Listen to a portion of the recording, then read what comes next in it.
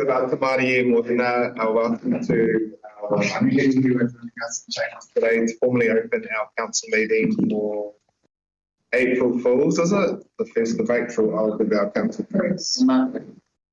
Ki moi tātou, e te atua ka tuku mātou kia kaha mai ngā māngai kia kahingero i pūtika i te mahi me te ngākau awaha me te whakamahi ngā pūkenga me te mātauranga i roto i ngā wānanga me ngā whakataunga kia haka tūri ai te tahi hapuri matatika nei tūkotahi ana pamutu ka piki anō i te oranga o tō tātou rohe kakatau anō ngā take o te rohe i runga i te tika me te pono. Pati atu ki tēnā tukuna pai atu tō wairua e te atua ki runga i a rātau e rungo ana i te haukingo o te āwha i tēnei wānei kia pai anō te oranga kei roto i a rātau a kia haumarutia pai ti a rātau e koe. Lord, we ask that through council discussions and decisions, the representatives we have elected may govern the Far North District with imagination, skill and wisdom to achieve a fairer and more united community that enhances the well-being of our district and solves the district's problems efficiently and effectively. We also ask and your guidance upon all of those who have been affected by our most recent storm, that they may feel your understanding and your wisdom. We ask these through Jesus' name, Amen. Just by way of apologies, I have apologies from Councillor Corp that I'll move, as well as apologies for lateness from Councillors Foy and Chair Sabritsky. We also have Councillor Vucic joining us online. If I could get a second before that. Hi. Thank you, Councillor Rakina. Any additions or commentary or any declarations of interest, although the declarations of interest can be made at the time for individual papers as well. Then we'll put that to the vote. All those in favour say aye. Aye. Those opposed or abstentions, that's carried. Aye. We haven't had any deputations, and actually I declined a few deputations. A few were late, but also we've got 25 reports on the agenda. I'll just acknowledge that we've got Nadia in the room here. Her paper has come to us from the community board for the Paihe frame. Welcome to you here. Thank you. As well. If anyone would like to have a discussion with her, maybe in the break or something like that, or have any questions, then I'm sure you're happy to take any questions directly. Thank you. Just by way of mural announcements, today in my maramataka is Ōturu, which is the day before the full moon, which means we should have some good energy in the room for our meeting today. Also just note that we've added into the agenda our Far North District Council values, which apply both inside and outside of this chamber for us as members, and more so than ever, it's a reminder to me that I also must abide by. I want to give a big mahi to the organising committee for the Mangonui Waterfront Festival. It was great to get up and support that on the weekend while heading around and visiting communities that were affected by the storm. I just want to give a special shout out to the Doubtless Bay Business Association Chair Tyler Moore and our Doubtless Bay Community Board Subdivision member Eddie Balas as well. It was really greatly organised and well received by the community, and great to see some economic stimulus for our whānau to Doubtless Bay, especially those that had been affected by the storm, to actually have something positive to get out and to attend. I also want to just acknowledge the Marangamai Te Iwi Senior Kapahaka Regionals that were also held on Saturday, and it was a hard decision to continue with those with so many people that were affected by the storm, but they put it to the vote by each of the teams and the vote carried. Special mahi to first place winners Muri Whenua, second place Hatia, who are whangarei based, but they wrote a song which is on Spotify about me, so and third place was Wairinga Te Kaha. There were 14 groups total that stood at the Kapahaka Regionals. This is like the Super Rugby of Kapahaka, because those three teams will now go to the Olympics of Kapahaka Te Matangi down in Waikato next year to represent us mihi ana kia koutou katoa. It was hosted at Te Wharerehia o Tawatawhiti, Kensington Stadium down in Whangarei. Also want to acknowledge Te Reo Te Tai Tokero Trust, which runs our annual Te Tai Tokero Festival, and thank Kaitaia College who are hosting this year. 28 schools from across the region performing yesterday and also today. That's live on Te Media. So if our viewer count happens to fluctuate throughout the day, I will forgive you, because no doubt you're going to watch your tamariki online who are performing Also want to acknowledge that we are still in a state of emergency. We still have an emergency operations centre in operation in the cloud at the back here at Council, and incident management teams in Kaitaia and Whirinaki who are coordinating the response.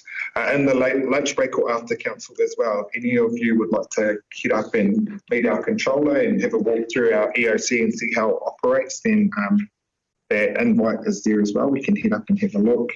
I want to acknowledge external support throughout our response from the New Zealand Defence Force, Urban Search and Rescue, the Auckland response teams, and emergency management as well, who have sent search staff up to help give our staff breaks. We've had 103 final district council staff who have been a part of the response so far.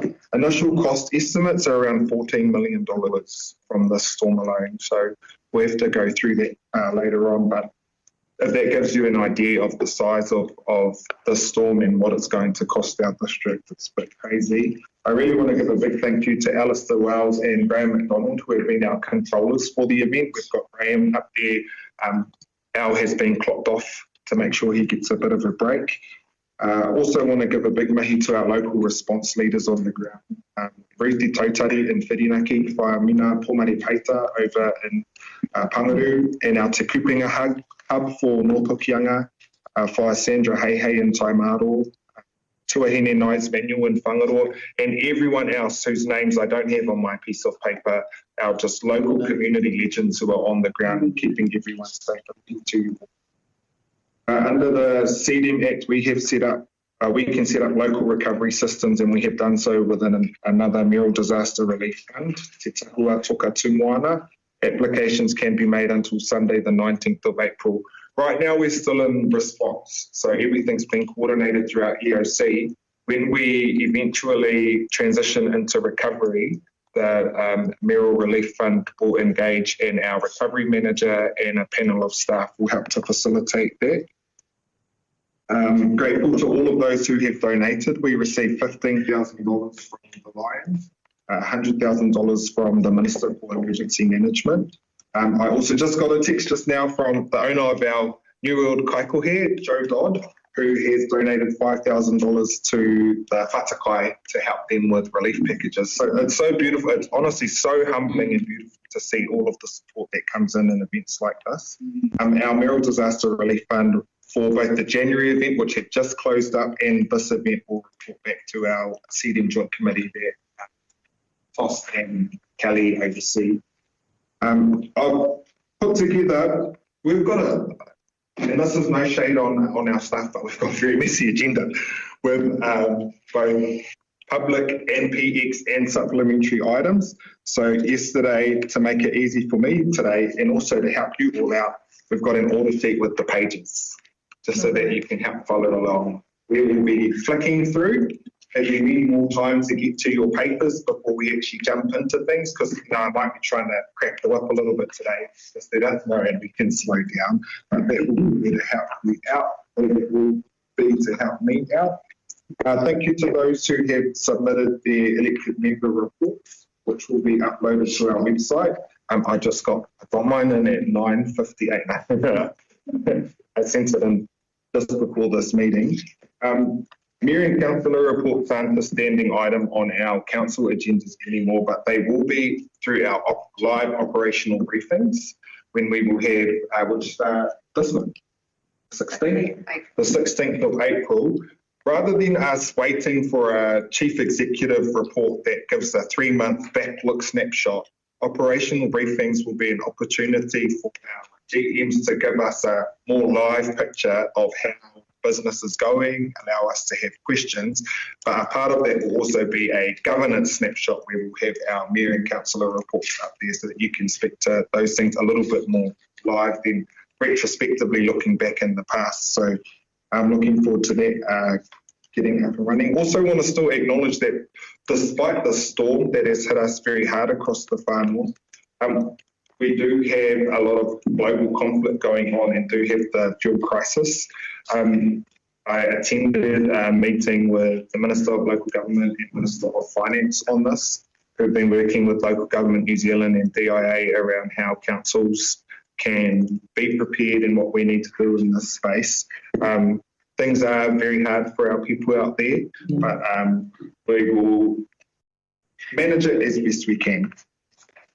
And with that, we are going to get into our agenda proper now, and we are going to start with our item 6.3 Northern Waters CCO Foundation documents that can be found on page 47. I will move it. I could get a second there.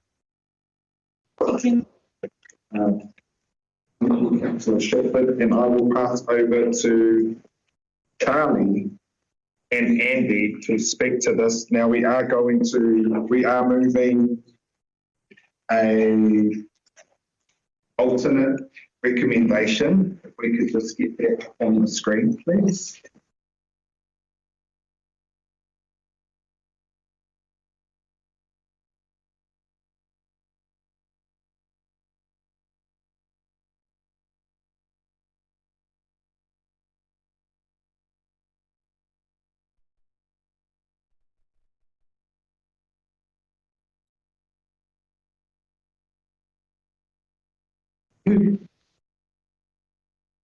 Be able to add those ones. Sorry,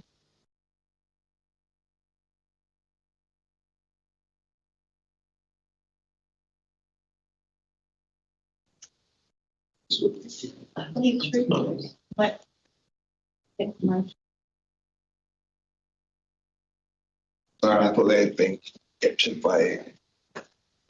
I'll read out what I'm moving. So I'll be moving that the Far North District Council A notes that the elected member steering group recommends the establishment of asset owning joint council controlled organisation to provide drinking water and wastewater services for Northern, confirm its commitment in principle to the foundation of an asset owning joint council controlled organisation to provide drinking water and wastewater services in Northern. B, endorses in principle the shareholders' agreement between the Far North District Council, Whangarei District Council and Kaipara District Councils to establish the CCO, subject to amendment of Clause 6 of Schedule 4 and any related provisions to ensure that both appointed SRG representatives of each shareholder are elected members of their respective councils. That came through as an amendment at Kaipara District Council, so we're capturing it in-house here. C, endorses in principle amendment of the shareholders' agreement to provide cross-utilisation of LGFA borrowing headroom across ring-fenced shareholder schedule areas may only occur with unanimous shareholder approval as a reserved matter under Schedule 3. D, endorses in principle the constitution of the CCO as the foundation document for the entity. And E, endorses that the establishment advisory group will become the first board of the CCO of the company. Are you happy this will be the seconder with those, Councillor Shepherd? Sorry, I thought you'd received it this morning. Screw it.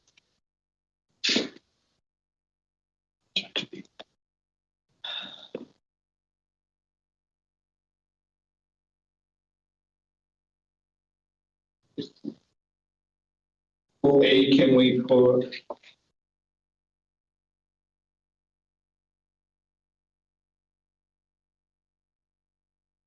sorry, I apologise, this is we're not off to a good start with the change to what's in your agenda for our first item. We also want this to get across the line. Whangarei Council's meeting at 12 o'clock.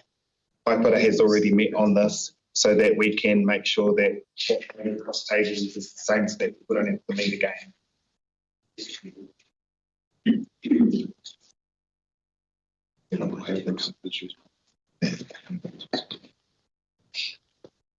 So I'm going to call for an agenda for 5 minutes.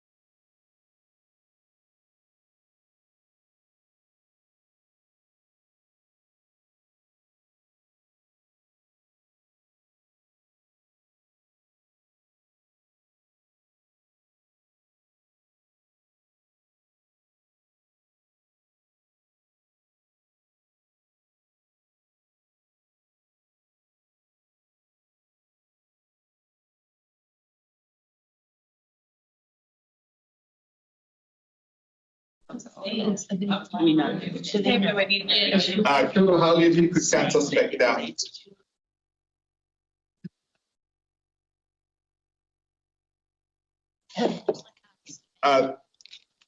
Apologies. Now we've gotten our recommendation up, and I am going to ask Charlie to just speak to the changes from the printed agenda to what you're seeing up there and why, and then we'll open for questions and then we'll go to debate. Thank you, Mayor Moko. So the resolution which is in the printed agenda is the draft that was circulated to all three councils. So all three councils received the same resolution. The two amendments which are in front of you currently relate to two distinct changes which are being proposed. The first of which is to reflect an amendment which was made by Kaipara at their council meeting earlier in March, which gives effect to the shareholders representative group, which is two nominated people from each council to sit on that representatives body, who are then in direct contact with the board of directors of the CCO. The EMSG proposal was that there was one elected member. There must be one elected member appointed by each council, and one optional could be an elected member or an independent party, provided the appropriate processes were followed. The Kaipara amendment suggests that that should be two elected members without the option of an external party in relation to that. And the change to B, as we have it on screen at the moment, gives effect to the same. The amendment on C is then also in relation to the ring fencing principles which have been proposed in the draft shareholders agreement, whereby the costs borne from providing water and wastewater services are ring fenced to the service area or where they come from. This proposal is an extension of that provision to be explicit around the availability of debt headroom from LGFA. Specifically, where a scenario might arise where the board of directors, through some means in response to a compliance matter, for example, is required to use the debt headroom available to the whole company, and that could be drawn from another council, another shareholder. This explicitly requires that that was put to the shareholders representative group as a reserved matter, so that all three shareholders have visibility and approve that matter before the board gives effect to it. The intention around this is just to make sure that all three shareholders have visibility and transparency around the utilisation of the debt headroom, and to provide assurances going into commitment confirmation point 1. Questions? You can ask multiple questions too, just if you need any questions answered around making this decision. Now's the time before we move into debate. We'll go back into standing orders. Councillor Flynn. Good on you, Moko. My question was about the development contributions and how those assumptions come under the ring fencing scenario under C, particularly for the borrowing headroom, because there are assumptions in the financial modelling about, like, particularly Kaipara Council, extravagant amounts, large development contributions that are modelled. If that growth does not occur, and, for example, the subdivisions are slower than they anticipate to give effect to them, or if the houses being connected are slower than anticipated, how does that relate to the borrowing headroom and the financial assumptions model? For you, Kahika. Thank you, Councillor Foy. If there were the financial modelling, if the actual path differed in relation to DCs, the DCs are applied to the debt of the respective council, the shareholder. if this modification would strengthen the provisions, that there wouldn't be the ability without explicit shareholder approval to go beyond what the capability was under that ring fence model. So it provides greater protections for the shareholders and transparency on how that debt headroom is being applied. Thank you. Any further questions? Councillor Allen. Charlie, just in relation to motion 6.3b, has there been any consideration around whose voice won't be represented at the table when we remove the option for independent parties? In particular, and they'll come as no surprise to anyone, how is hapu voice included when we remove that option and go for 2 elected members? So my question is, has there been consideration to the voices that will no longer be able to be at the table if we go with this current motion? I'll answer that one.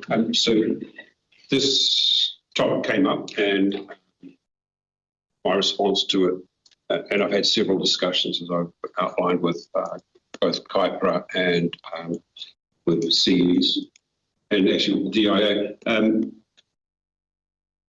The shareholders representative group is for shareholders representatives. Councillors are shareholders representatives. So I think it's quite a pure model that Kaipara are proposing, and I think that was their sole intention of making that amendment. In terms of what I explained to Michael in our discussions was we have all stakeholders represented through our governance structure and our committee structures. So I'm not concerned that there is any stakeholder that misses out on having their inputs toward a CCO decisions as a result of this amendment. And my examples were, Michael, I think you said, or maybe we'd still want our independent CCO advisor as a member of that SRG. And what I said is, well, he sits on Te Koikoia, and all decisions on the CCO will come through that committee for recommendations to council. So he gets his voice there. With iwi hapu representation, that's done to Tikuaka committee. They will see any CCO issues come through the committee, and then recommendations made up to council. So at that point, all decisions will be embodied at the council table, or all informational stakeholder inputs will be in that discussion. And then from there, we would direct the SRG members to vote accordingly in terms of decision making. So it's not the case that shareholders representative group is going to be sitting in a room making important decisions on their own without input from council. That just won't happen. So I'm satisfied that all of our stakeholders get their inputs through the various layers of governance, and that will all be represented at council table. Council will make recommendations to the SRG or to our SRG members to vote accordingly.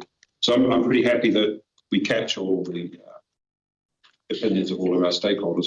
I think at an early stage, we went with that structure on the notion that maybe it's an option for getting our iwi and hapu representation or other specialist representation at the SRG.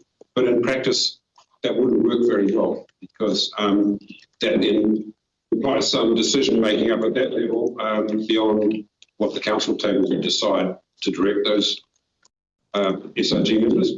And also, in practical terms, like how would we choose a iwi hapu representative out of 250 hapu and an iwi? How would that process work? We'd have to have another election or something. So I think this streamlines the whole governance process and still gives everybody a voice. So if I can feed into this, Councillor Allen. One, I think it's hoha that we had an amendment come through there who's telling us in whāngarei who we should have as shareholders on there. I think I was hoha to see that, if I'm being honest. At the same time, I know that there are other mechanisms and probably stronger mechanisms that we can use to ensure that iwi and hapu voices captured throughout that, through both board skills matrix, because you want it to permeate throughout, right, at both a governance and an operational level. When I was the person who first put across that we should be able to have a non-elected member on our SRG. Since then, though, what you can bring to that shareholders representative group is actually quite dilute, and there are other mechanisms that will be stronger. That's going to be a group that have very strong fences up around what we go to that table to make decisions on, if I'm being honest. So while I'm hoha about it, it's one that I can accept, knowing that the mechanisms we will use as the Whānau District Council will be at the Te Koekoea Committee, will be within the statement of intent itself, that sort of thing. So this is one that I can handle on my agenda. All right, and I'm happy to live with that given those mechanisms, but I would just like to point out as well that hapu and iwi are more than stakeholders. They are treaty partners in that. When referring to hapu and iwi, that we refer to as our treaty partners and more than just stakeholders. And one more question, Charlie, and apologies that I couldn't attend the workshop on this. And I was able to get online and I captured a pathway from Councillor Stratford around the agreements between the likes of social housing providers and how within the structure, how can those partners still come to council to talk about those development agreements, because council, we know our people best. Even though that contribution is captured in there, how does the mechanism of development agreement still happen within our whare? Through you, Kahika. So great question, Councillor Allen. There needs to be a very strong relationship between council and the CCO in relation to, in general, growth planning, where infrastructure requirements are put forward, and whether development engineering and cost understanding to enable that. There's a general consensus amongst the operational staff at the moment that resourcing will sit with the CCO. And my interpretation of that relationship model would be that council would need to be a part of that three-way conversation in terms of the development agreements. It's likely that there would be other infrastructure requirements that council would also need to consider, planning requirements and the actual underlying infrastructure as well. So that type relationship is going to be very key to the success of the CCO and council's future relationships. Thank you, that's all from me. Councillor Malfi, sorry, I thought that was a hand up. Councillor Smulders, and then For you, Chair. Charlie, I noticed that E has had an extra line on the end that it's subject to reconfirmation from the elected members steering group. Yes. What was the reason behind that? So, through you, Kahika. So, Councillor Smulders, this is about demanding performance from our board, our establishment board. We obviously appointed an external advisory group with a very specific terms of reference to provide independent assurance to the elected member steering group. It's quite a different role to the board. I've also quite deliberately been a squeaky wheel in the elected member steering group workshops, pushing for more accountability from the project group, clearer work plans, more detail, and we don't feel we've been getting that, and we haven't had the support or the eye of the external advisory group supporting that independent advisory function to elected members. So that in fact, they're not being they're not casting their eye over the work progress sufficiently, and giving assurance to elected members that we're on the right track, we're making good progress, etc., etc. So I think there's some weaknesses in the external advisory group, and I want to have the discussion again before we just automatically appoint them to be board members, because once we're locked in with them for 3 years as board, if there's weaknesses there, it's going to impact the CCO. So this is really about keeping the pressure on everybody and examining our performance to date before we make a final decision. So I wanted one last opportunity to have that discussion with the elected member steering group and potentially make changes to the... So they've gone through a robust process. They've done their first piece of work. You're saying you're not happy with that, and you now want an opportunity to put a new board in. Well, like any piece of work, I think we should do a thorough evaluation of what's been done. Have we done it right? And what lessons can we learn from that? And should we then make any adjustments to improve our performance going forward once the board is established? And have we got any notes that were given in this report to the governance to support that? Sorry, I'm not understanding. Sorry, notes? Last week we were happy with them. It was proceeding nicely. All of a sudden at 10 o'clock this morning, there's this new line in there. And I'm just... There's sufficient notes, I think, in the elected member steering group minutes that we've been raising concerns about a number of issues. In our report today doesn't indicate that. Does the report have all the minutes of the steering group meetings? Or the elected member steering group meeting? No. So there is supporting evidence. It's just not Here for the governance to look at, and that is our... what this thing for the... But it can be examined, yeah. And so the secondary question to back that up is, how will that process then occur, and will the elected member steering group have the sole right to choose who the board is? To be honest, I think what will happen is, because we have one more meeting on the 29th. 13th and the 29th.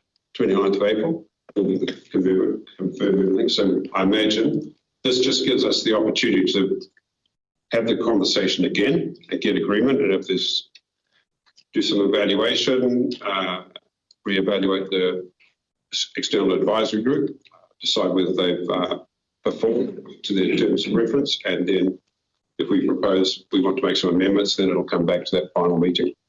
And we could not have done that prior to this decision making?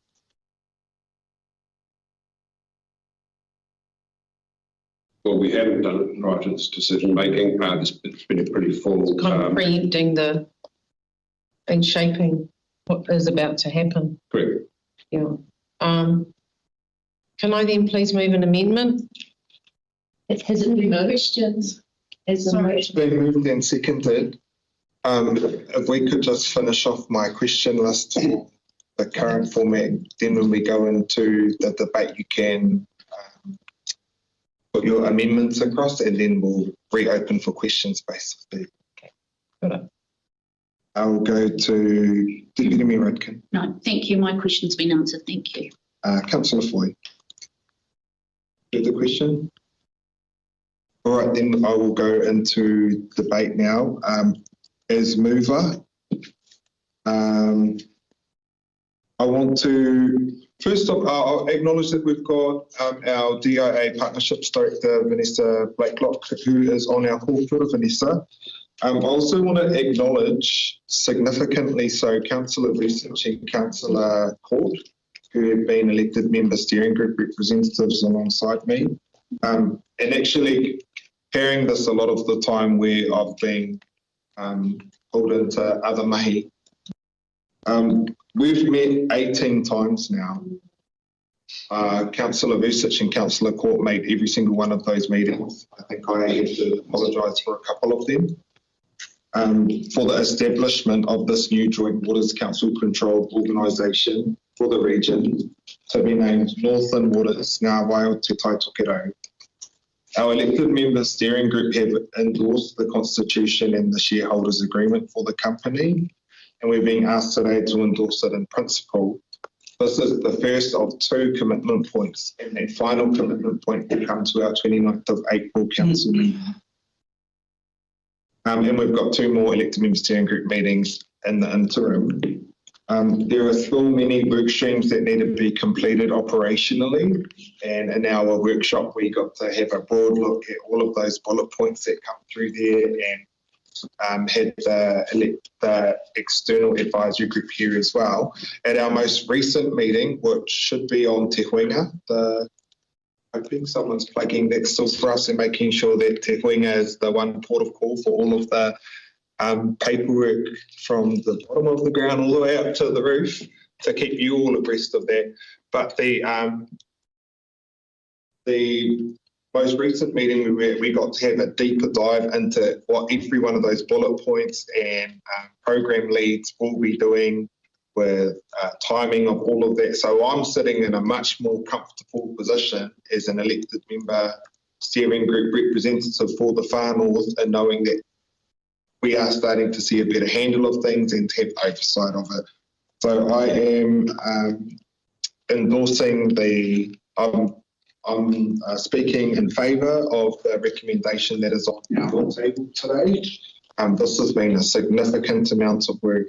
We've got papers in our agenda today which I can see directly correspond to the work that this fit for purpose, what his organisation will be doing on our behalf for council.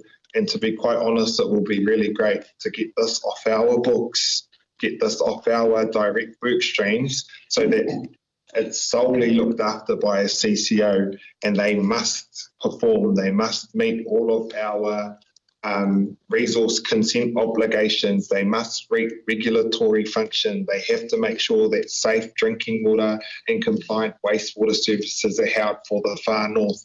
And our council looks after a heck of a lot of stuff. And so I'm in support of seeing this Northern Waters Company set up so that it will provide better water and wastewater services for the people of Stratford. You. I'm happy to support the motion as it stands, and I am appreciative of what were they called, the establishment advisory group members that came along to our workshop. Legal week for her, but I do recall in that workshop, there's a little bit of unease from some of the elected members that we don't just want a rubber stamp.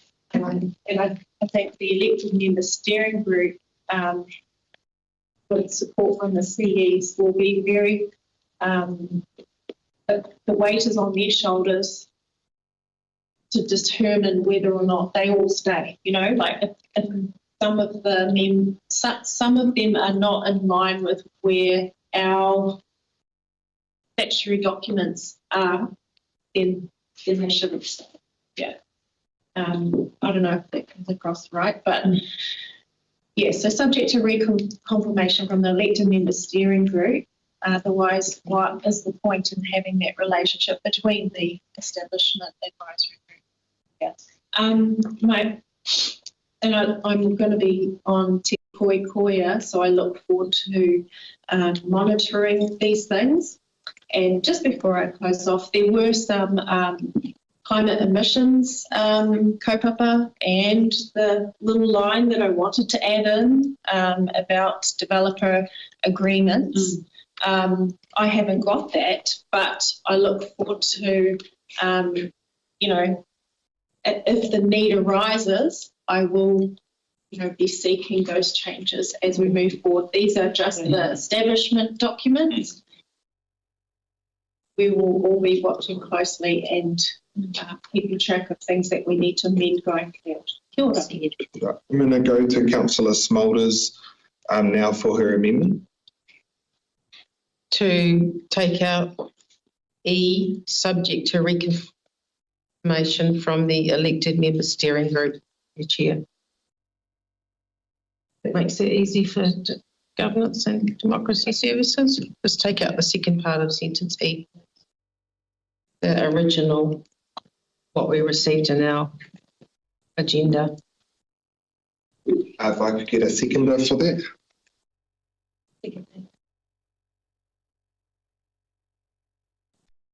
Good for you to speak to the amendment. Thank you, Mayor Morkel.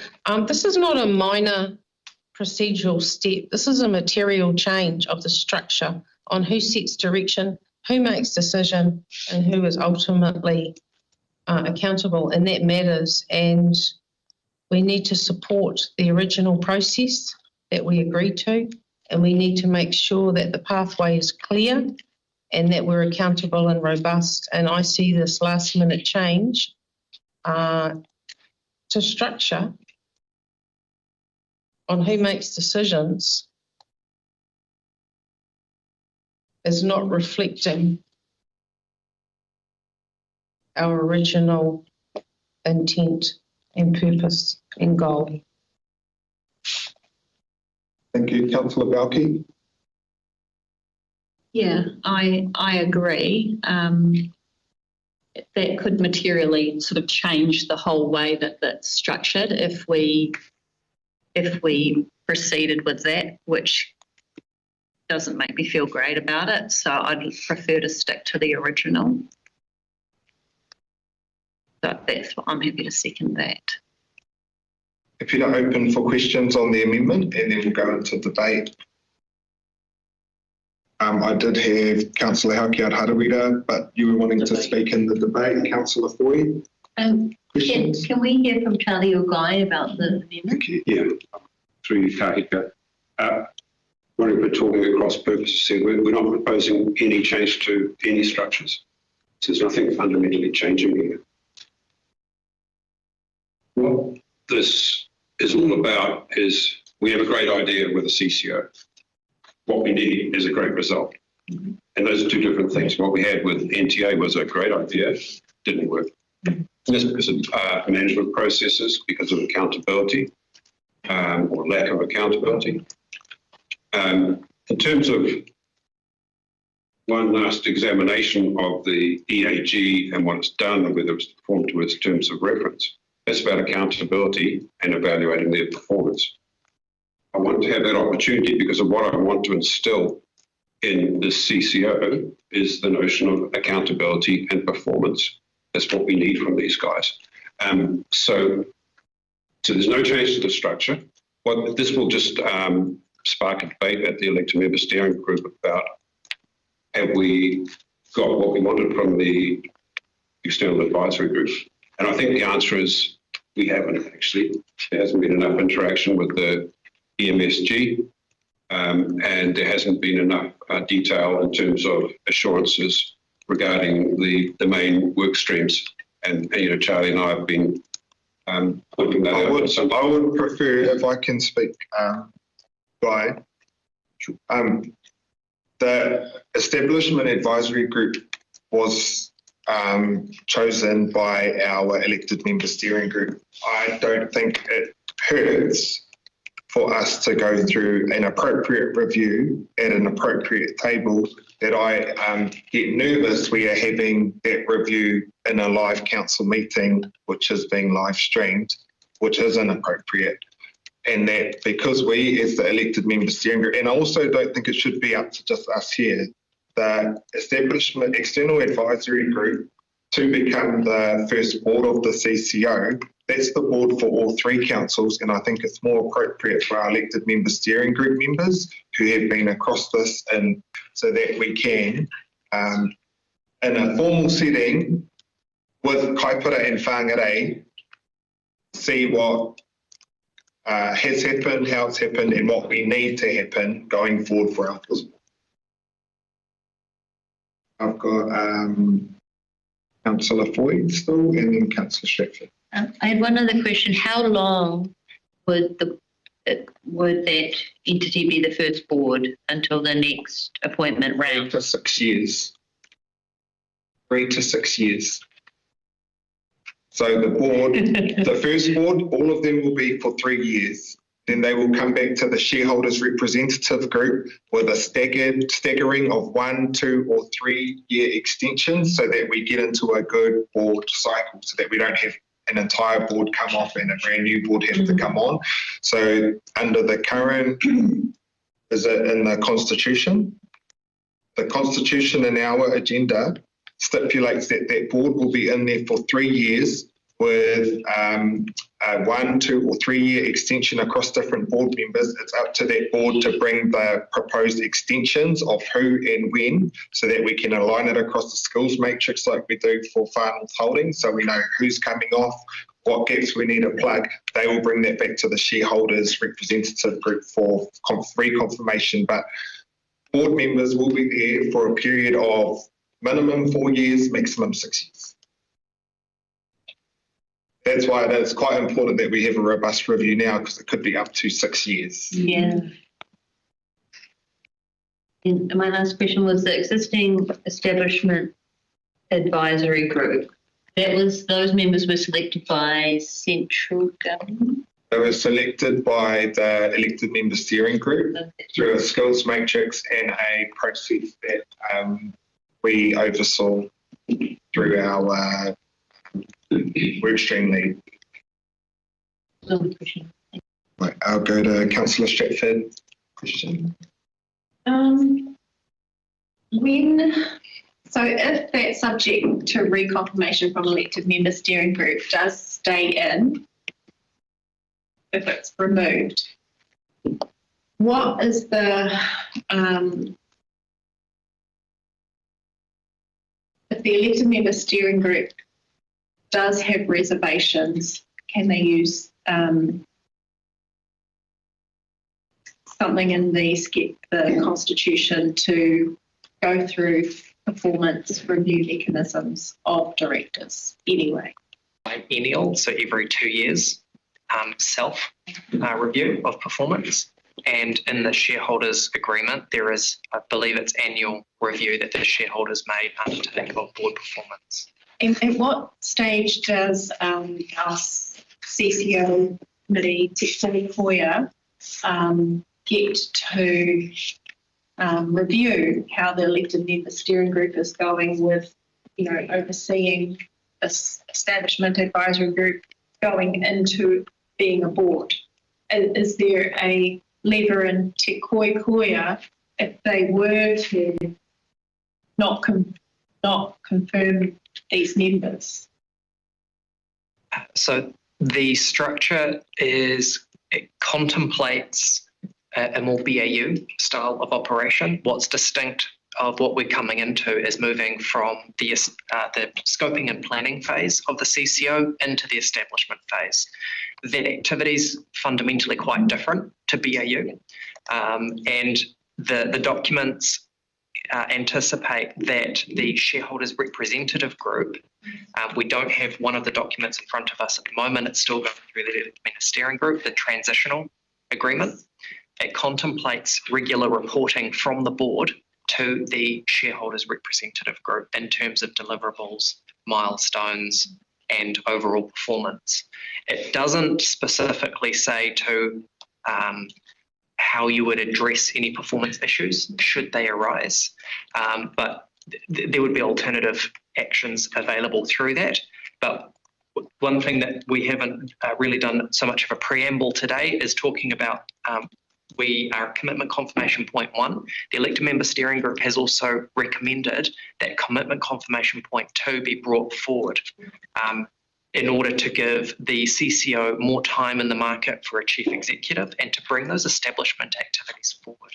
Now, going from 1 May, which is the anticipated incorporation date of the CCO, to its go live date of 1 July 2027 isn't a long period of time.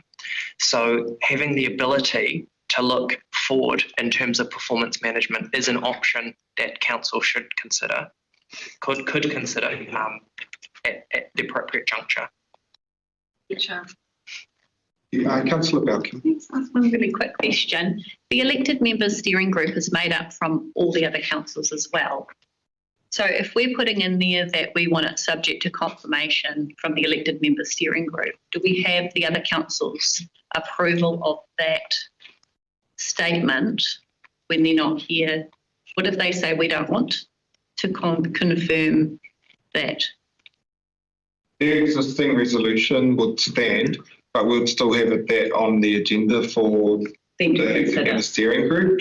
Remember, we're going to have another Northern Waters paper on all council agendas on the 29th of April.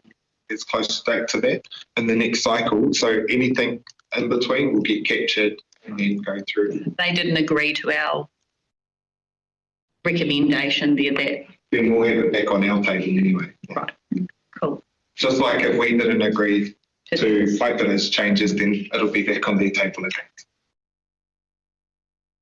Sort of like how we did our triennial agreement with, you know, when that was with 4 councils, you kind of like play a game around trying to get everyone to have the same thing.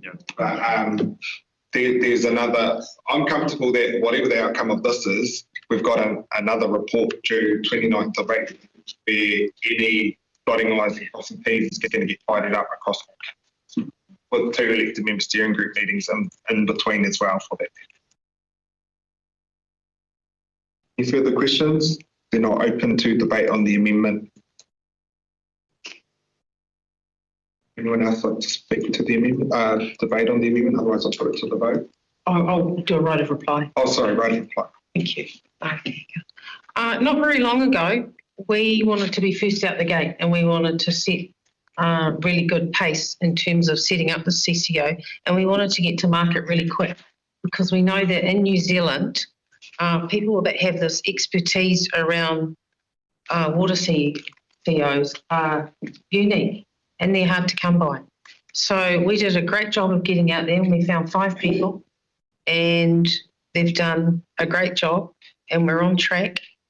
And I see no reason why we should then make a structural change or significant change to then say so quickly afterwards that we may swap them out.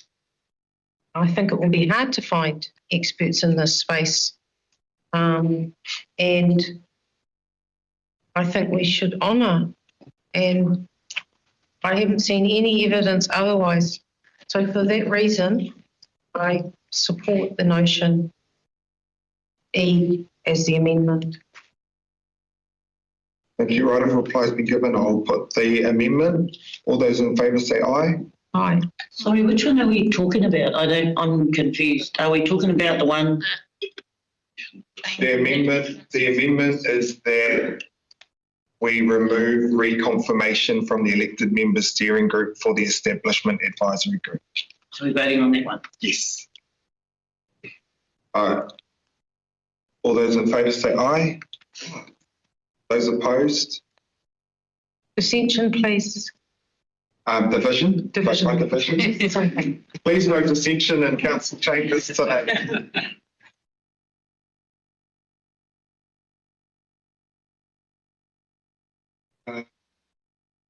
We've got Councillor Balke and Councillor Smulders who were for. I'm against. Kohepu. Against. Councillor Allen. Councillor Boyd. Against. Councillor Hakead Harawira. Kāore. Councillor Akina. Councillor Stratford. Against. Councillor Vucic. Against.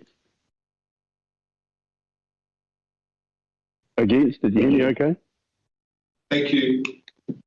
The amendment has failed, so we go to the original. Does that go back to the original mover and seconder? And we've spoken to that. That was myself and Councillor Stratford. So now open debate for the resolution as a whole. Councillor Hakead Harawira. Mai. Awaha mai mo ngā mahi nui a mahi ana e tēnei kaunihira, me ngā kaunihira o te taipitira. Tino whakaio, kia mahi tahi, engari kare au e tino noho o te kāna, ki te hakakāhoringia ngā tika o te ao Māori.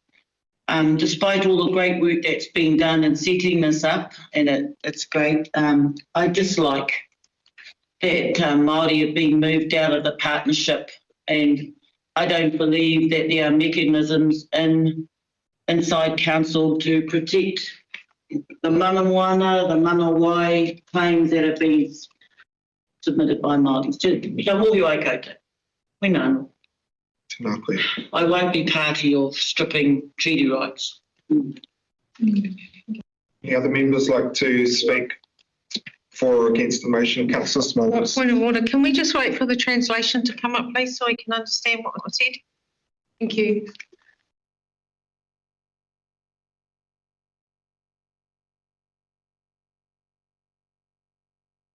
I don't understand, Councillor Harawira, whether you support it. It says I support all the work that's been done in council to set up the CCO because I think it's been amazing, outstanding. But the part that I fall out with is that Māori rights have been stripped from us. That's all. I can't support it. Yep. We'll go to Councillor, sorry. No, I understand that now. Councillor Vucic. Yeah, there's one that's been involved with Ngā Moko, and we've had a lot of discussions that most select members not been very issue that been raised. Councillor Vucic, if you could, I really thought you being online, we could turn you up, mate. If you could please speak a bit louder to your device. Yeah, I'll try that. What I made, yeah. Perfect. I'll shout a bit louder. How's that? So what I'm saying is that, I hope you can hear that. Sorry about being online. That's apology to everybody. We've been involved as as part of the group for and for a long time. So we've had a lot of these conversations, and the concern about that out there that being have been discussed. And there's an assurance, and I know this may not answer the question well, but I listened to the debate that was raised early on about the changes that Piper made. There isn't actually, I can see where they're coming from. This is the owner's right. But the opportunities, and I've spoken to the various parties involved, and there are opportunities to actually have direct upper involvement. In fact, they're going to have to, in some cases, where schemes out there, private schemes that essentially, Hapu owned, and they've given assurances that they will be picking up on those and controlling them, but actually providing that support. I've also mentioned some examples with Okianga and so on, where there's Hapu involvement and strong Hapu assurances I got that they would not be into that. So I have the confidence in this previous debate and what was said with the climate change that we do have mechanisms in place to make it happen. And I'm certain with the members that we've got, we can actually push through make sure that top of we can do keep on top of our combined water CCO, sure that does happen. So I'm actually in, as it stands, been quite a journey, but I'm supportive of it, and there's still work to do. Thank you. That's me, so I support it. Thank you, Councillor Vucic. Further members? Then I'll go to my right of reply. This has been a huge amount of work. There's still a lot of work still to do. We, as your elected member steering group, will have 2 more meetings before we have another paper on our table at our next council meeting as a final commitment point to all of this. So those concerns can be captured.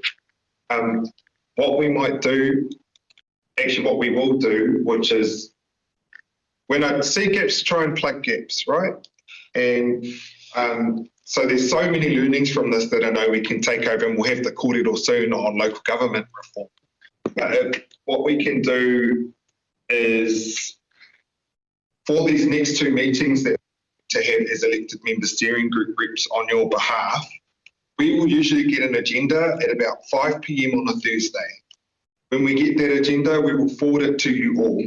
On a Friday afternoon, we then meet with Guy and Charlie and our whānau district council leads to go over that agenda and make sure that as your elected member steering group representatives, we're across what that agenda means for us in the platform.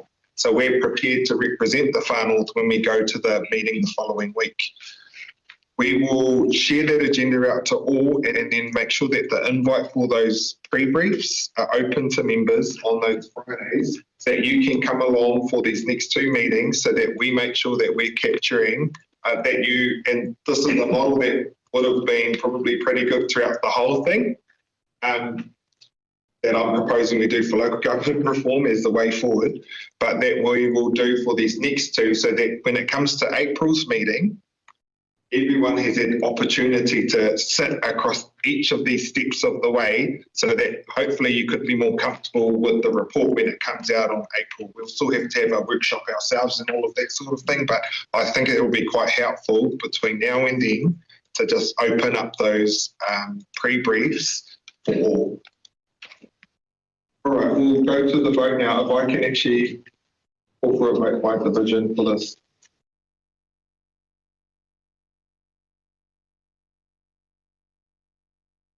I'm in favour. Councillor Allen.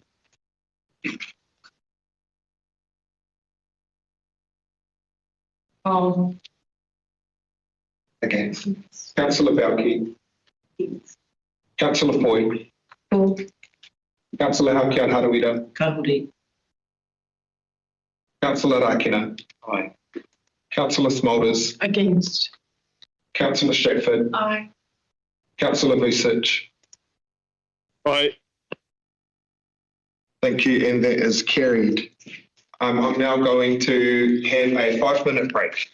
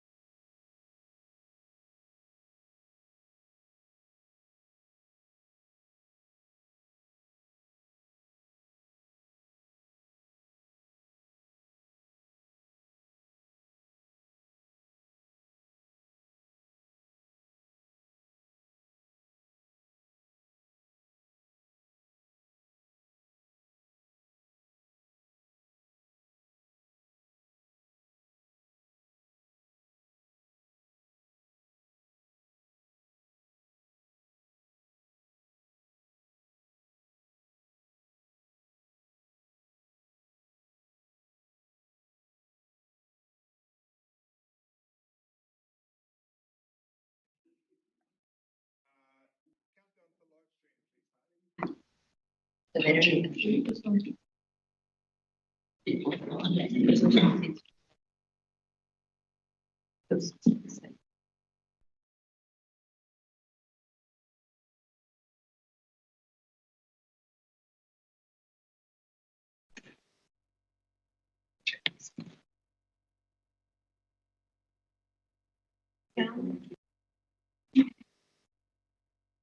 Thank you.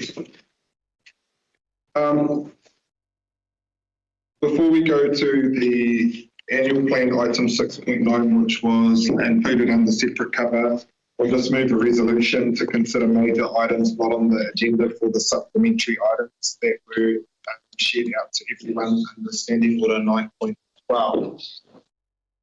So, final Standing Order 9.12 state that major items not on the agenda may be dealt with at a meeting for those reasons there. The items that captures is the notice of political transparency, the annual plan, the Taipa wastewater treatment plant proposal, and a notice of motion for failure to accurately present. Many of these were already captured but just couldn't get out in time. So this is just dotting our I's and crossing our T's to make sure that we can give them consideration at this meeting. They have been put out online now? No, so that's part of what we asked for. A couple of them have been published this morning, but that doesn't meet our other notification period to provide it 2 clear working days of the meeting. So just administrative reasons why, but all members had received. Yes. I could get a seconder for this. Right. Thank you for your food. Any commentary? I'd like to oppose. Councillors. Kia ora. Thank you, Mayor McCall. What we're being asked to do today is not good governance. We received significant at 3:24 yesterday afternoon for a 10 a.m. council meeting this morning, and that's not reasonable. That's not fair. That doesn't give us the opportunity for scrutiny. That does not give us oversight, and that does not give us transparency. So you made comment that we did receive some of them, but not all of them. I think some of the issues that are on there today, the annual plan is huge. It's one of the most significant decisions that this governance board will make during this time. To have received it so late, I think we are not doing the ratepayers any justice at all by allowing this to be rushed through. And so for those reasons, I oppose. Thank you, Councillor Foley. Respectfully, I do not agree with my fellow councillor. We've been waiting some time for the wastewater treatment plant ponds dislodging to come to us. It's come up in Te Koko many times. It's been requested from the community many times. And I was pleasantly surprised to see it on our agenda. So I have a differing view to that, and I think the community would really support having that to this council meeting. We can't hold up our work plan for our staff because of waiting for these meetings, and that's been a frustration of mine, and I'm glad we have committees now to have additional decision making at those committees. So I thank you to the staff for bringing us these papers. We've had many workshops about the annual plan, so that's not a surprise to us. So I fully support the papers being tabled, although we always like to get them earlier possible, please. Thank you. Just for my level of comfort around this, I completely agree it's not good governance and that this is the messiest agenda I've seen in my 6 years on council, which is why yesterday afternoon when I returned to council, I put this together to help myself be able to navigate through the different papers, but also made it available for all of you to help you be able to navigate all of it. But my level of comfort around it is that for the Taipa wastewater treatment plant paper that we've got on the table, this was raised at our strategic offsite in Taipa and then has gone through Te Koko as well, and we're just waiting for the paper. The paper was hopefully going to go to last council meeting. I actually was pleasantly surprised that it finally came through because I didn't expect Tanya to have to be able to get it through all of the checks and balances while she's been an operations manager in our emergency operations centre. So I'm mahi te Tania for being able to pull that through. And I know the community's been waiting for this decision, for this report to be on the table so that we can make a decision so staff know what next steps are going to happen. For the annual plan as well, we had a draft paper that was ready to go, but following on from that workshop we had, there were significant changes and options that were required for staff to be able to get that paper ready for us to be on the table. And so it was agreed at that workshop that this would be a late item that would come to this council meeting to allow them to do the work required to give further options around rates reductions in that paper, which they have done so. And I thank you for burning the midnight oil to be able to get that through now. So I agree that this is not the best placed governance model that we're working in, but the reality of how our council is working, the state of emergency we're currently under, and a lot of big decisions that need to be made in a short succession of time to inform those next steps means that we just have to live with it. I will put the motion. All those in favour say aye. Aye. Those opposed? Abstentions. That is carried. With that, we'll go to the annual plan report 6.9, which has been provided under separate cover. I'd like to move an alternative motion. We'll go to Councillor Foy for an alternate motion. The current, if you've got the paper, it's a separate one here. Can the staff bring up the item for me? The alternative motion is A. The current percentage for the general rate rise is currently under the staff recommendation 6.7. My alternative motion is to have that at 3.9%. The 3 point, and that's the only change that I wanted to move from what the staff recommended.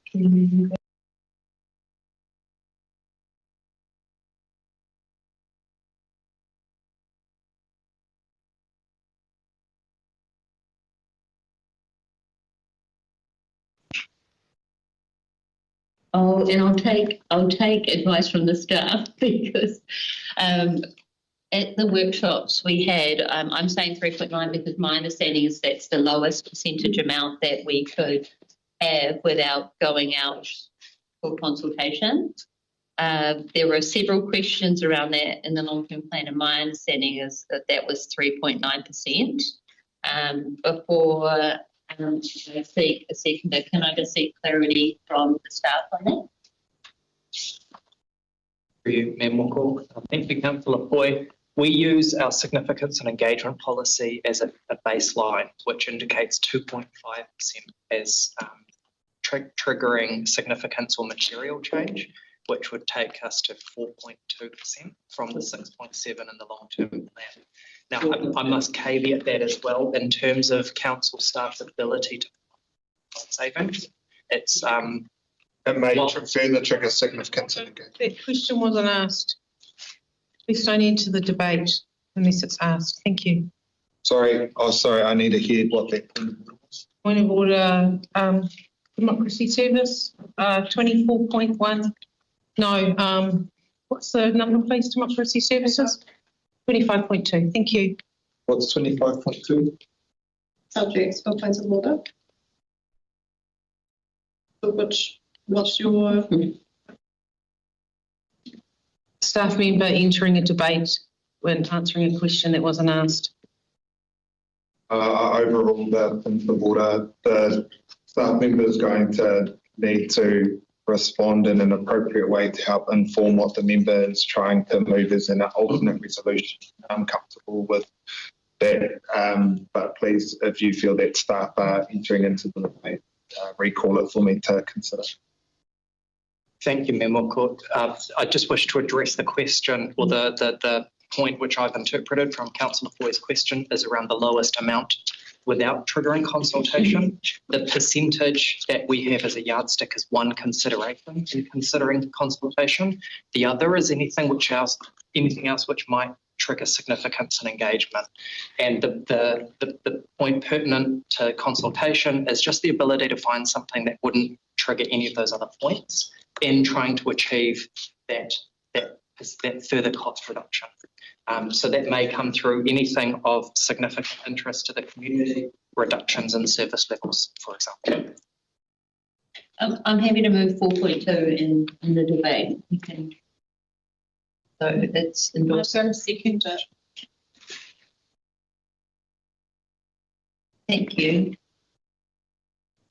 In terms of the 4.2% and the reduction possibly in levels of service, I think what is governance that I'm seeking clarity from staff is not removing a whole department of council, for example, looking at the cumulative increase in cost over time and how that is spread across the entirety of council. I think that it would be an error to say that as governance we're looking to totally remove a service. I really support Ken and his work in looking at zero-based budgeting, because I think that has really helped our council and is a really great principle.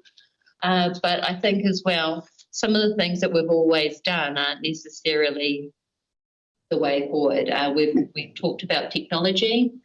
We've talked about efficiencies in terms of actually knowing how much our assets are costing us, both the capital cost, but also the operational cost. And I thank you for all of your work that you've done to get that to 6.7. But what I've been hearing from our community is that it is so expensive to live now. And I understand that we don't want to cut our cloth, but the community is cutting their cloth. And we're here because we work for the community. We are elected to represent our ratepayers. And all of them have said to us that they cannot afford a rates rise at all. And we're already proposing to increase 4.2%, which recognises the inflation, the additional interest costs. But now we've got this additional fuel cost for our district. Being much further away from a major centre, we have the cumulative cost on our ratepayers because we have to travel such large distances. And this will not stop tomorrow. The global discussions around this are really scary for an area like ours. We've heard that our main employer in Kaitaia has got concerns. We have just had an emergency event. We're here to be the voice of our ratepayers, and nobody wants to inflict any type of, pain on the organisation, but we don't want to inflict pain on our ratepayers either. So on that basis, I've moved this motion today. Thank you. Okay, I'll go to Councillor Stratford as seconder, then I'll open to questions. I'm seconding this, and this is where I stand at the beginning of this debate. I totally support all the words that Councillor Boy has said. You should get that on record because we don't often agree on things.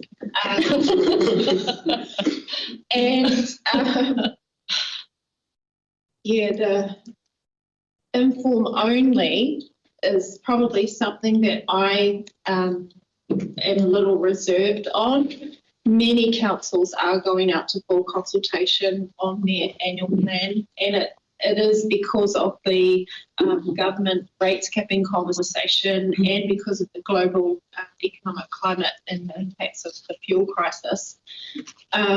We're always pushed into, I feel like, you probably aren't pushing us, but it does feel like as elected members we are threatened with that inability to strike the rates and the inability to engage in thorough long-term plan consultation when it comes to this kōrero around the annual plan after an election.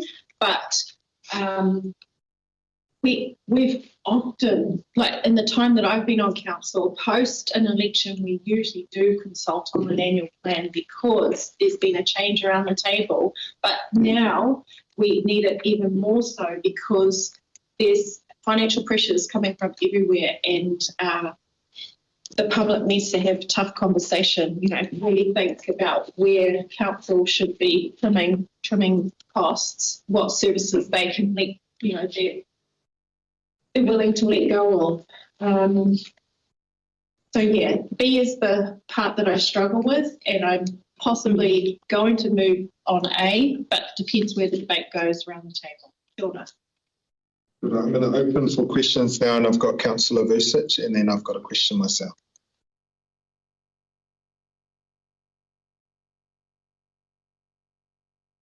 Well, sorry, I tried and turn my mic on. So I presume you can hear me a lot better now.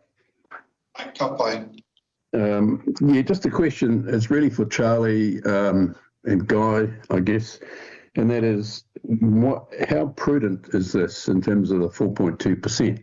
I know we have look, I 100% agree with the sentiment. I know it's really difficult, especially with the fuel rises and various other things that are hitting people, and they're hitting them fairly hard. But it's hitting council fairly hard for the same reasons as well. For example, emergency events and just in road damages, what is our local share going to be, and can we, provide that? And our operational costs certainly are going to go up. So I'm just wondering, and we do a lot of work in terms of the zero budgeting, and we are moving in the right direction.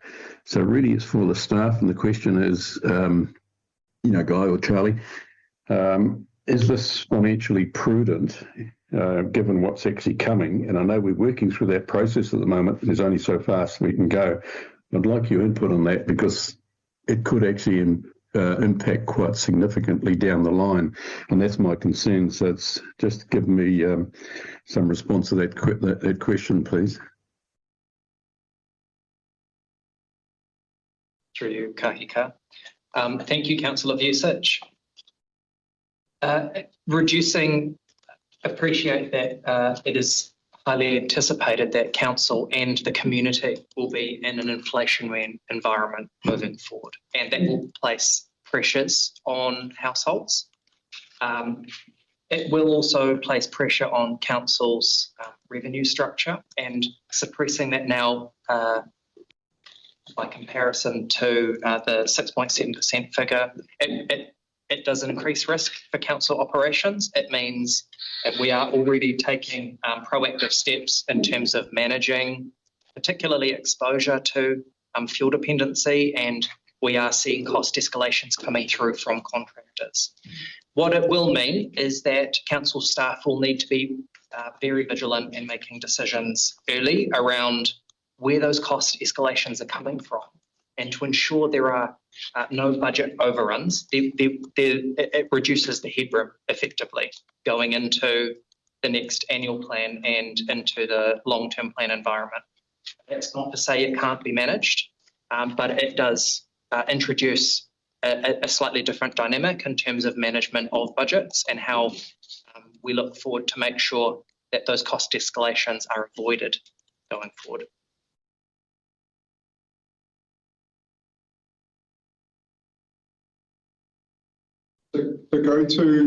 So the members have alternate recommendation is that we endorse in principle a general rates increase of approximately 4.2%, which will be a decrease of 2.5% from that which we adopted in our long-term plan. The report that you got out highlights across your options the indicative rate impact per 100k of land value. Do you have on the fly numbers for me to consider across what that impact will be? Like how much per household per 100,000k of land value can households expect to see saved or cost them by achieving a 2.5%, which will then mean you go away and figure out off the list on page 8. I get very concerned that what are we going to cut to find that 2.5%? Because there are things on this list that I know the community would have significant concerns about if those are cut. If it's reduction in vacant positions, I know there are several vacant positions that I don't think are ones that we can afford to not fill over this next financial year. There are other ones in that list. So to achieve 2.5% in reduction across the adopted long-term plan, how much money is that you have to go away and save? How much money of that are you going to try and save without having to go to consultation and figure out significance and engagement policy? And three, what's the indicative rating impact per 100K? Because under the proposal that you've put forward, the rating impact for 6.7% is approximately $7.31 per week per 100K of land value. As an increase, what would that increase be and what's the saving? Because then I have to try and weigh up if it's worthwhile trying to do all these chops to try and save money, if in the long term it's actually going to cost us. Thank That was a whole heck of words and a whole question. Thank you, Kahika. I will try and speak for a minute while Ken can calculate that estimate for us. If council proceeds with the resolution as it's amended, we would need SLT and the chief executive to go and look at what's on the table in front of us currently and try and identify each of the areas which may trigger significance and engagement and work through that. It would just be how we seek those savings through the council budgets, through the process that we have done so far. I'm reasonably confident that the finance team working with the 80 meetings, etc., through the zero-based budgeting process have materially exhausted most of those options. And so the paper is geared around really sort of trying to identify that in order to get significantly below that number. It's likely that we will be entering into territory which would be of costs, if we were to reduce them, would trigger those significance and engagements through certain areas. That's not to say that we couldn't go back and reperform that exercise, but that would be something we would need to work with the chief executive on and bring back to the council table if we were not able to find something that didn't trigger that threshold. So through the chair, so making a 4.2% with a caveat that it's informed, light engagement rather than full consultation, restricts the window of what you as SLT and the CE can actually consider as cost saving measures. But at 4.2% through the chair, 4.2% per 100K land value is $7 a week. How much? $30 a week. 200,000. So we're saving off in the booklet here, Ken, on page 9, a 6.7% increase across rates would have a rate impact of approximately $7.31 per week per 100K of land value. So we're going to save 31 cents. Yeah.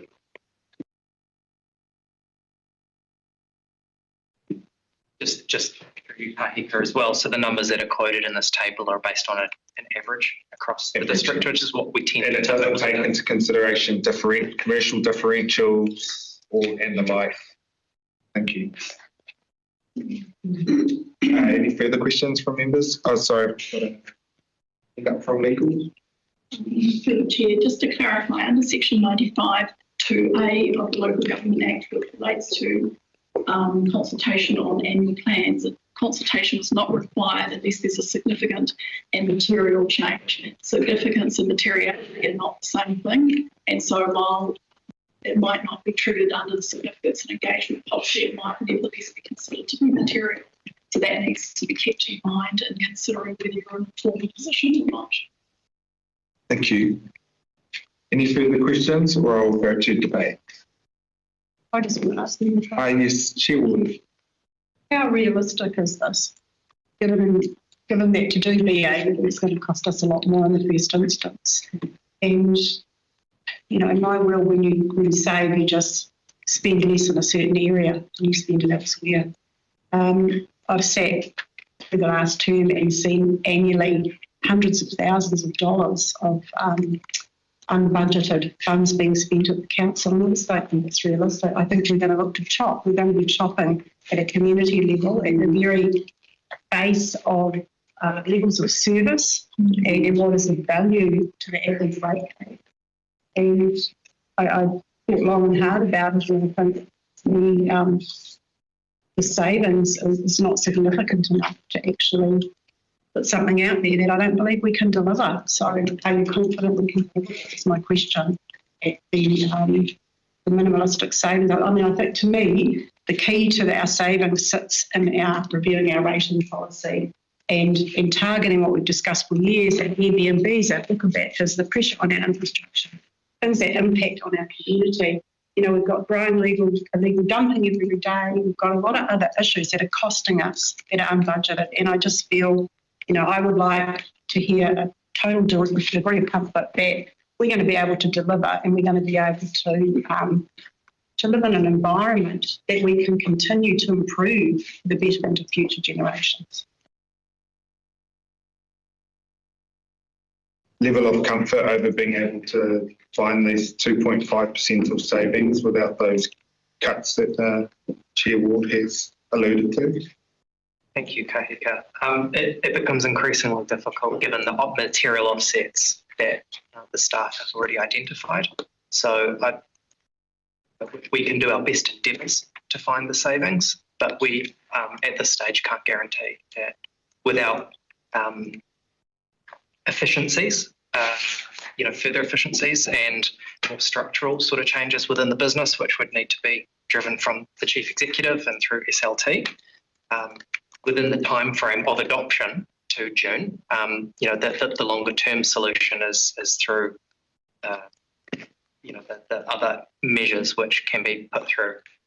But purely at this stage, it's looking at trimming budgets, and the team has spent significant time since November last year, from the first cut at 16.5% that we put through, to offset the decreases in income and the additional costs borne by council to arrive at the 6.7 number. So in short, we can absolutely go back and have another crack at it, but it's not a sure thing at this stage. I'll go to Councillor Allen. Question? Kia Charlie, I thought I read it in here, I can't find it, but who benefits the most from these cuts? For you, Kahika. So it's based on the estimate that we put through on a general approach is those who have the highest land value. Highest land value. Thank you.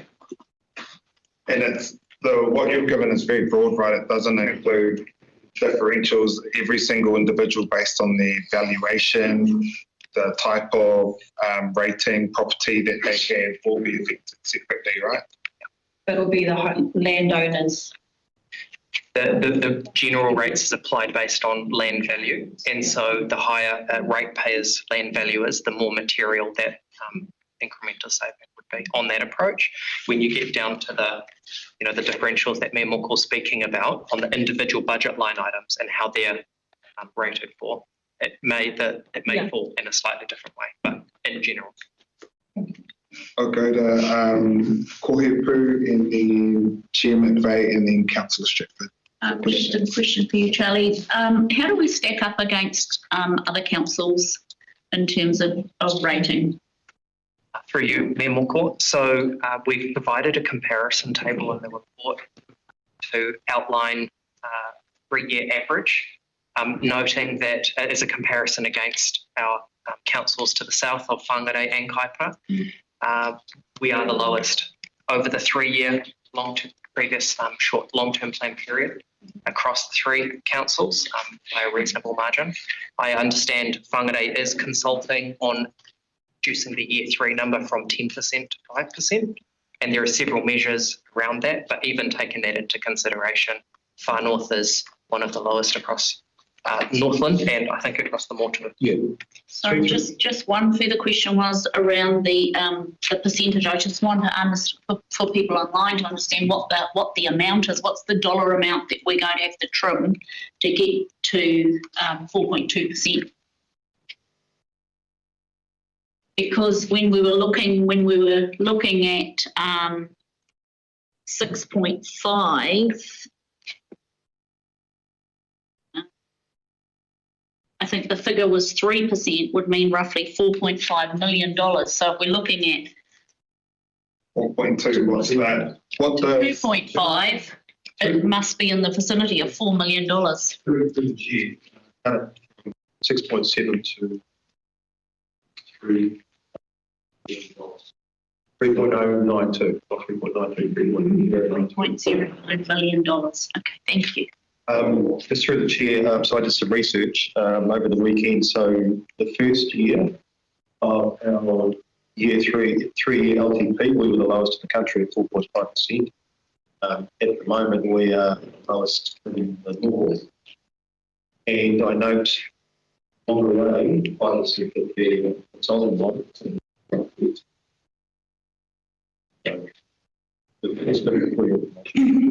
Okay, the Chair McLean and Councillor Stratford for questions. Kia ora through you, Kahika. And forgive me if you already explained this, but with the expected rise in fuel costs and supply across the board, once the rates are struck, how does that adjustment get made in terms of, I take Chair Ward's points that something's going to have to give, I presume, and those cuts are likely to come community boards, or how does it work? How are those decisions made? To set. Thank you for the question, Chair McVeigh. So once our council's rates are struck, we have a work program, and that has, we've got a budget associated with delivering that work program. Now, if the cost of delivering that work materially increases, you either have a decision to make in relation to maintaining that work program and funding it through an alternative source, which would typically be through borrowing, or you reduce the work program. We operationally have the ability to, within reason, sort of maybe prioritise or deprioritise certain works that we have in the long-term plan. But given the potential for the inflationary environment that we're moving into, particularly reliance on diesel and bitumen products in the transport space, there may be some decisions that are required in terms of how we address that moving forward. And with generally reducing your revenue base, going into an environment like that reduces optionality. Councillor Stratford. If we go back with the original recommendation, can you see any potential other reductions to be found? Through you, Kahika. Thank you, Councillor Stratford.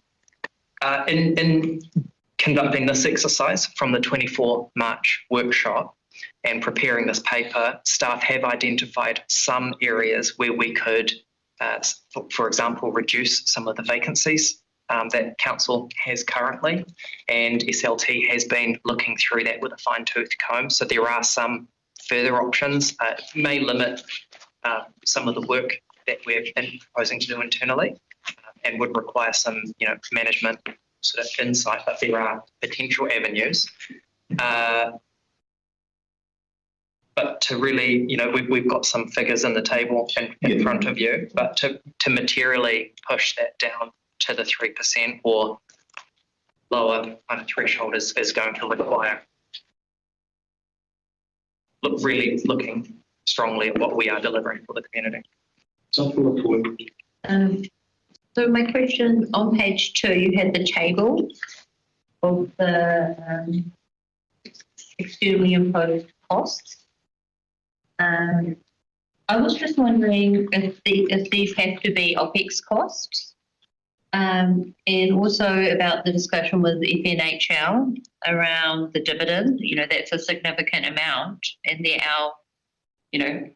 we are the governing entity of them. And they've traditionally had a capital focus instead of, having additional liquidity to give us more dividend. Do you have any comments on the timing of that corridor with them and this discussion we're having now in terms of our annual plan? And the second question I had was around the waste management increase and if that has to be OPEX. And then I looked at the fees and charges and I was like, well, that's a significant increase in one area of council. Does that have to be OPEX or those are my questions mainly? For you, Kahika. So in general, we rate for OPEX in the year that it arises. Same with interest costs and depreciation costs on our capital works program. So the team have been looking at that. And so we are really, unless we are deferring the completion of a piece of capital program, it is going to be borne from OPEX. On the fund withholdings dividend piece, we're working through the process of the letter of expectations and statement of intent. I understand our chief executive has had a preliminary conversation with fund withholdings in relation to the dividend. I don't have a conclusion on that at this point. What we are compelled to do is take a prudent approach going into an annual plan.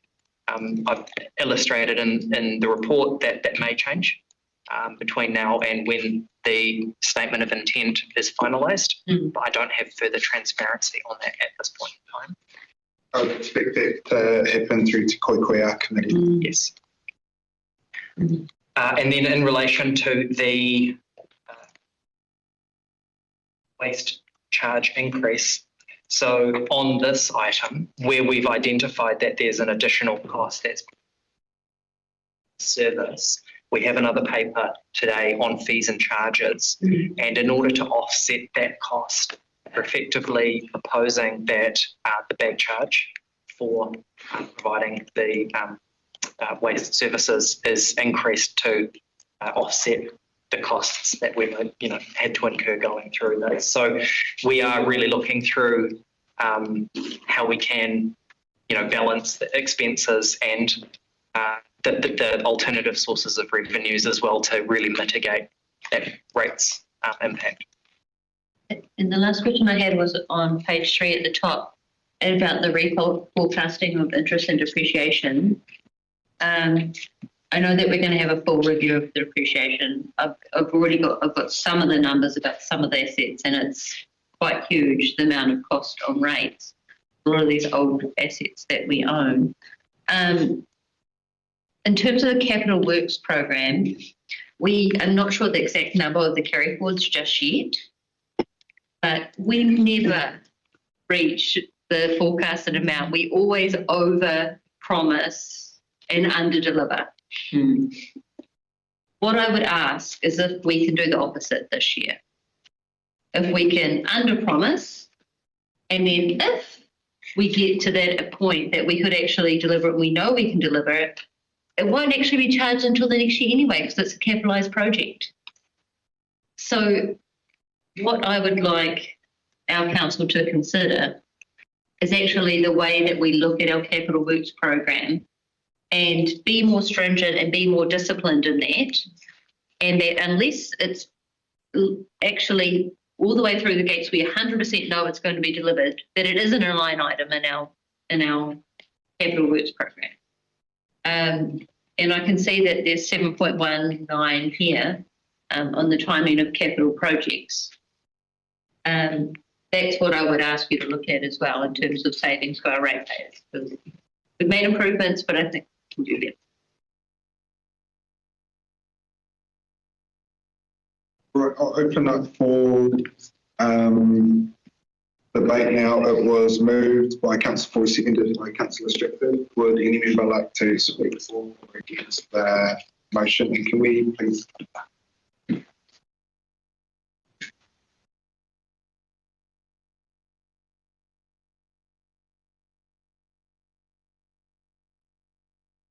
I will.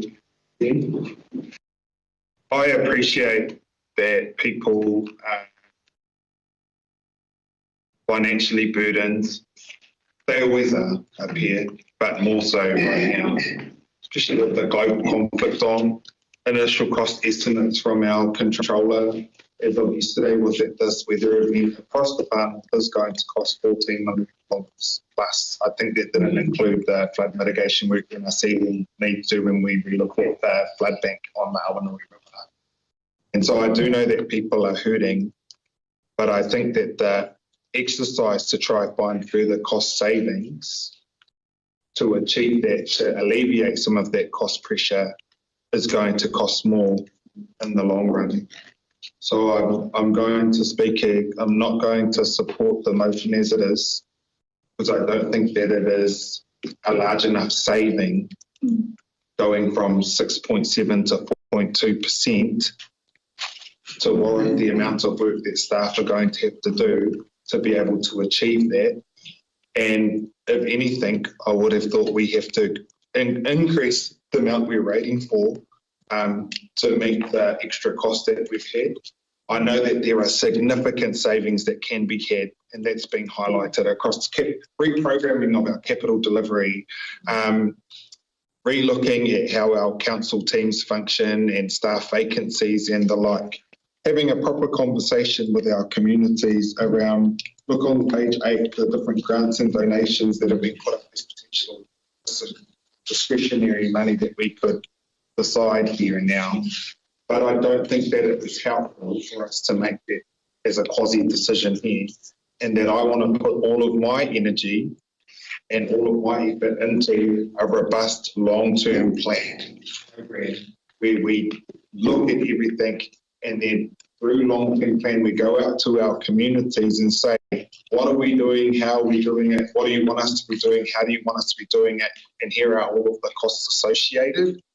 So I just am nervous that if we were to agree to if we were to compel our staff to try and find $3.092 million in further savings in the next 2 weeks to be able to bring it back to a potential, I don't think they can do that without us having to have to consult. So we've got an extraordinary plan for another council meeting to be able to do that at a time where, quite frankly, I don't see the time available for staff to even achieve that. So have a bigger run into long-term plan. There's a savings per household per $100,000 of land value, I think are not enough for us to warrant having to do this exercise at this time. I'll go to Councillor Foy for right of reply. Oh, sorry, Councillor Smulders. Thank you. I'd like to make 2 key points about this. First of all, the list of reductions that were presented to governance were primarily around community board funding, and that kind of frames and shapes the outcome. But I think that we shouldn't be forced into that position of a visible trade-off on those sensitive issues. And I think there is a whole full suite of option analysis that could go on. I'm not going to ask for that today, but Councillor Foy brought up many opportunities where we could make savings. Number 2 is, if we do this increase, it's going to affect the low socioeconomic people in our community, more so than the higher socioeconomic community. So you may think it's only $20 or $30, but to one sector of the community, we can take that, we can absorb that. And there's many of us in this room here today that can do that. We are here to represent all the ratepayers, and I would find it very hard to look them and say 6.7%. You really need the lowest socioeconomic voice here at the table. I think that it is our role to make the decision, and staff will then execute that, and they'll do a mighty fine job, I'm sure. They cannot shape that they're unable to do that. And with these discussions around we haven't got the time available, well, why have we not got the time available? We know that this comes up every year at a certain time. We know what the runway is, and to be kind of shaped and forced by staff into our governance I think that we can vote today and vote and remember who you're representing and what ratepayers you're representing, and whether you want to look them in the eye and say 4.2 or 6.7. Now, I'm all about zero, but I appreciate today there's not enough people at the TP to do that. So I remind everybody that we're affecting the low socioeconomic people in the community the most. Thank you. Councillor Balky. Thank you. I'm just going to be really quick as well, because we've had lots of discussion. I too would love a 0% rates increase, but the realist in me is understanding that that can't happen at this time. And when we talk 4.2, 6.7, as you say, the savings is not that great, but like Councillor Smulders said, it means a huge amount to some people. We know those people and they're in our community. Also just the mental stress that people are under, and they just hear 6.7, it is going to have a huge weight on them, as a 4.2, not quite so much. And I know when you get down to the nitty gritty, it doesn't seem like a lot of dollars, but it just adds more mental stress to our community at the moment. And I think it would be prudent to look into, like, leave no stone unturned with what we could find in savings. And I really support Councillor Foy, and I think we should have been taking deep dives into these things years ago. So I would really support this as a trigger to deep dive into leaving no stone unturned in our finances. I'll go to Councillor Allen.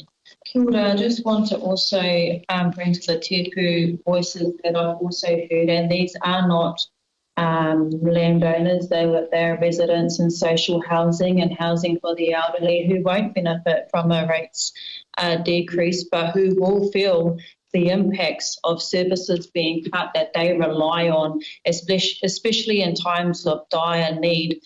So yes, there are a group that will carry the weight of this, but there is another proportionate group who will feel the weight, the cold, blunt effects of services being cut if we decide to reduce the rates and give up some of the critical services they rely on.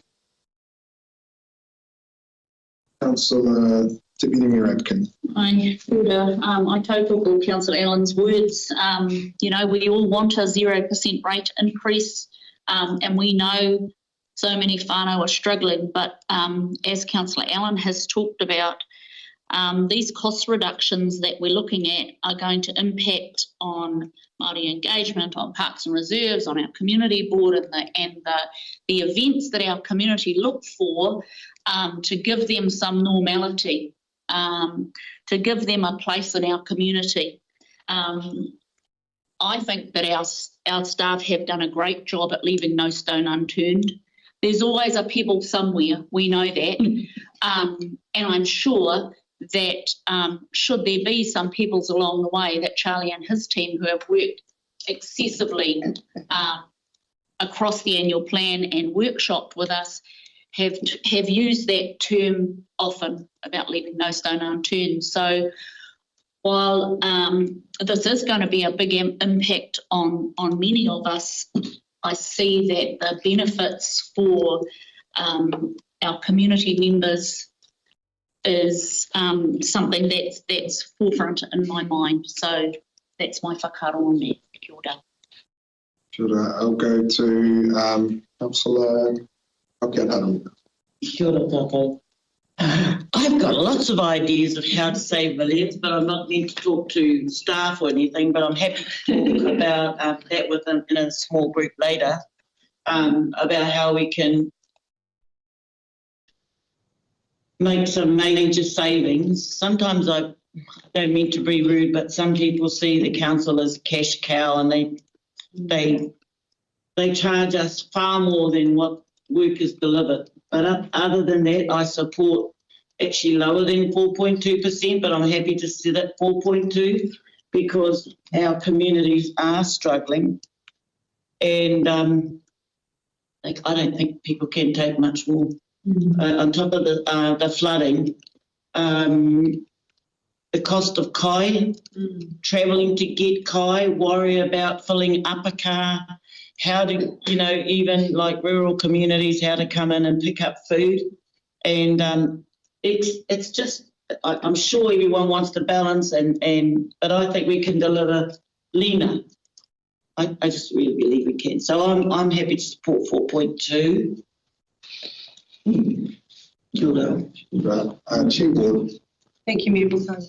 Just one thing that I would like to get my head around in relation to this is I know we're land value rated up here, and we've got QB coming in, just that timeline, and when the annual plan kicks in compared to our new valuations, and how that's been factored in, and what can we expect to see. Very rarely do things go down, although in some areas they will, and that I believe will impact on the decision we make about our percentile raise and that. So do we have a bit of a lens over the impact of QB? The timeline? Appreciate the partai on this one, Chair Ward. So we are at the stages where we're going through final checks with the OVG on valuation. We're anticipating having a workshop with elected members shortly in relation to the impacts of that. What we are seeing are decreases across the board for the district, and that will ultimately change the valuation basis for how the rates are applied on a land value measure. I don't have any further detail at this stage in relation to that, other than we're anticipating to be coming up very shortly, and will impact how ultimately the Will it be done before we strike rates? Will that be first quarter? Will be based off those new values? Yep, that's my understanding. Yeah. The objections won't be. Is that correct? Yeah, the objections will take longer, and they'll be factored up. Okay, thank you. Councillor Floyd, vote reply.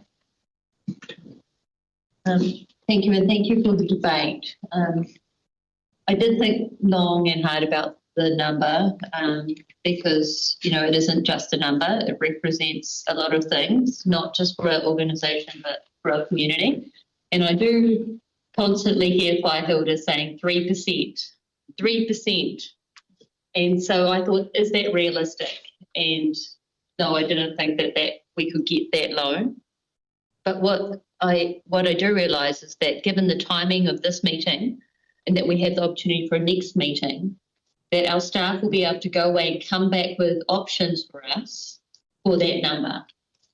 And the 4.2%, I think, is realistic. And I know that our staff work really hard to look at these numbers, but given what I see in our areas, and I'm going to be quite shocked to see what the new valuations say, because I don't think the objections would be done before then. Like avocado farms, for example, had plummeted. We've seen that a lot in Muri Whenua. And when you look at the cost of our rates in our district relative to other districts, our rates are very, very high. And that does not take into account the targeted rates. That 4.2% is specifically, as it says there, general rates. So the cost of water is going up, the cost of the wastewater, and we will see that further increase as we move over to the new CCO as well, because we won't have that harmonisation for the next 3 years. So in terms of the 4.2%, I look forward to the staff coming back to us with those options and for us to be realistic. We may need to go out and consult as a result of whatever's brought back from the staff, but we have that opportunity by voting for this motion today to hear those options that our staff will present to us, and we can make that final decision at the next council meeting, because we haven't decided to strike the rate yet. So I would love to see those options that our staff are going to present to us, and thank you in advance for your hard work, and we really do appreciate you. But this isn't an easy job that we do here. We sit in this chamber with the staff, with the organisation, and then we also have to sit in the community with people that are also telling us their stories. So it's really not an easy job to do. So in closing, I look for your support on the current motion. Thank you. I've now got the alternate motion. All those in favour say aye. Aye. Those opposed? Vote by division. Vote by division. Councillor Foy, Favour. Councillor Stratford. Come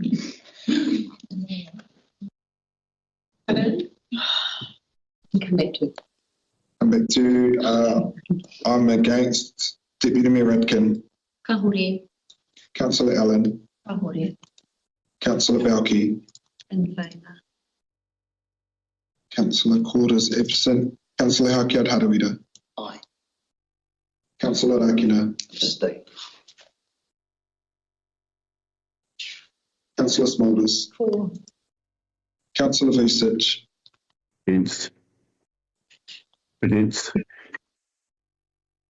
Councillor Stratford.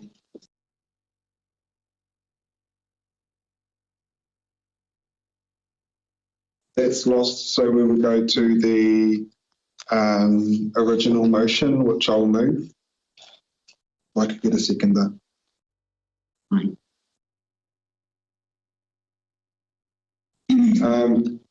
Just as mover, you indicated, Charlie, that you had identified as SLT potential further cost savings. Now, this motion is to endorse in principle a general rates increase of approximately 6.7, that we will undertake community engagement, but that ultimately when it comes up for adoption, those numbers that could be lower when we come to adopt in any case. And so you'll still keep looking for pebbles as we go through, but that this resolution on the table will give your staff the ability to put energy into all of those options that have been put across the table. Thank you. Deputy Mayor Radkin.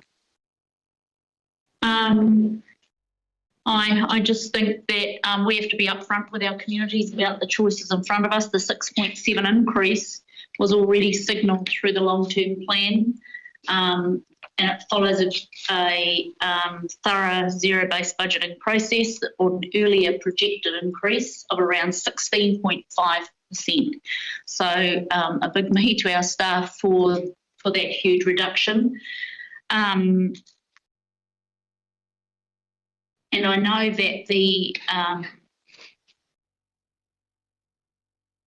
that a further reduction, as I've stated earlier, would mean lots of proposed cost reductions across our community, parks, reserves, libraries, staffing, and things like that, perhaps closing sites and putting our community board funding at risk. I think that while it's still going to be hard for our whānau, it's going to be harder for others. I still think that 6.7% is a more realistic figure, and I know that, and I encourage our elected members to talk to staff around what stones they think need to be turned over again, and I encourage our staff to have those conversations with us so that we can look towards further reduction from 6.7%. Kia ora. Other members? Councillor Vucic. Kia ora. I support this, knowing that we are going to go, as you mentioned, ahead to try and look at some additional savings. But what I'm very keen to do is look still further out. We have significant change with the, for the coming long-term plan where we can make some savings. And we have a affordability committee, and there's a few involved in that.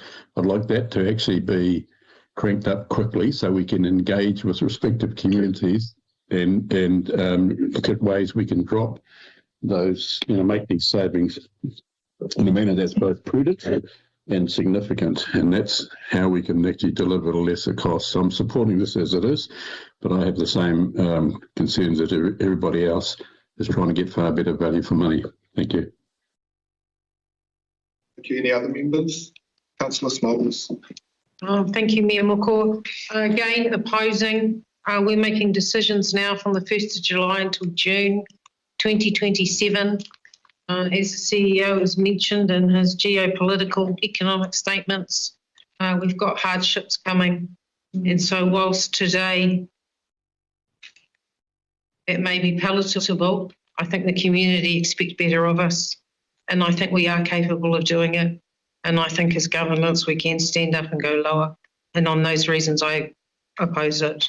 Thank you. Councillor Stratford, then Councillor Foy. Thanks. All right. Such a hard debate, this one.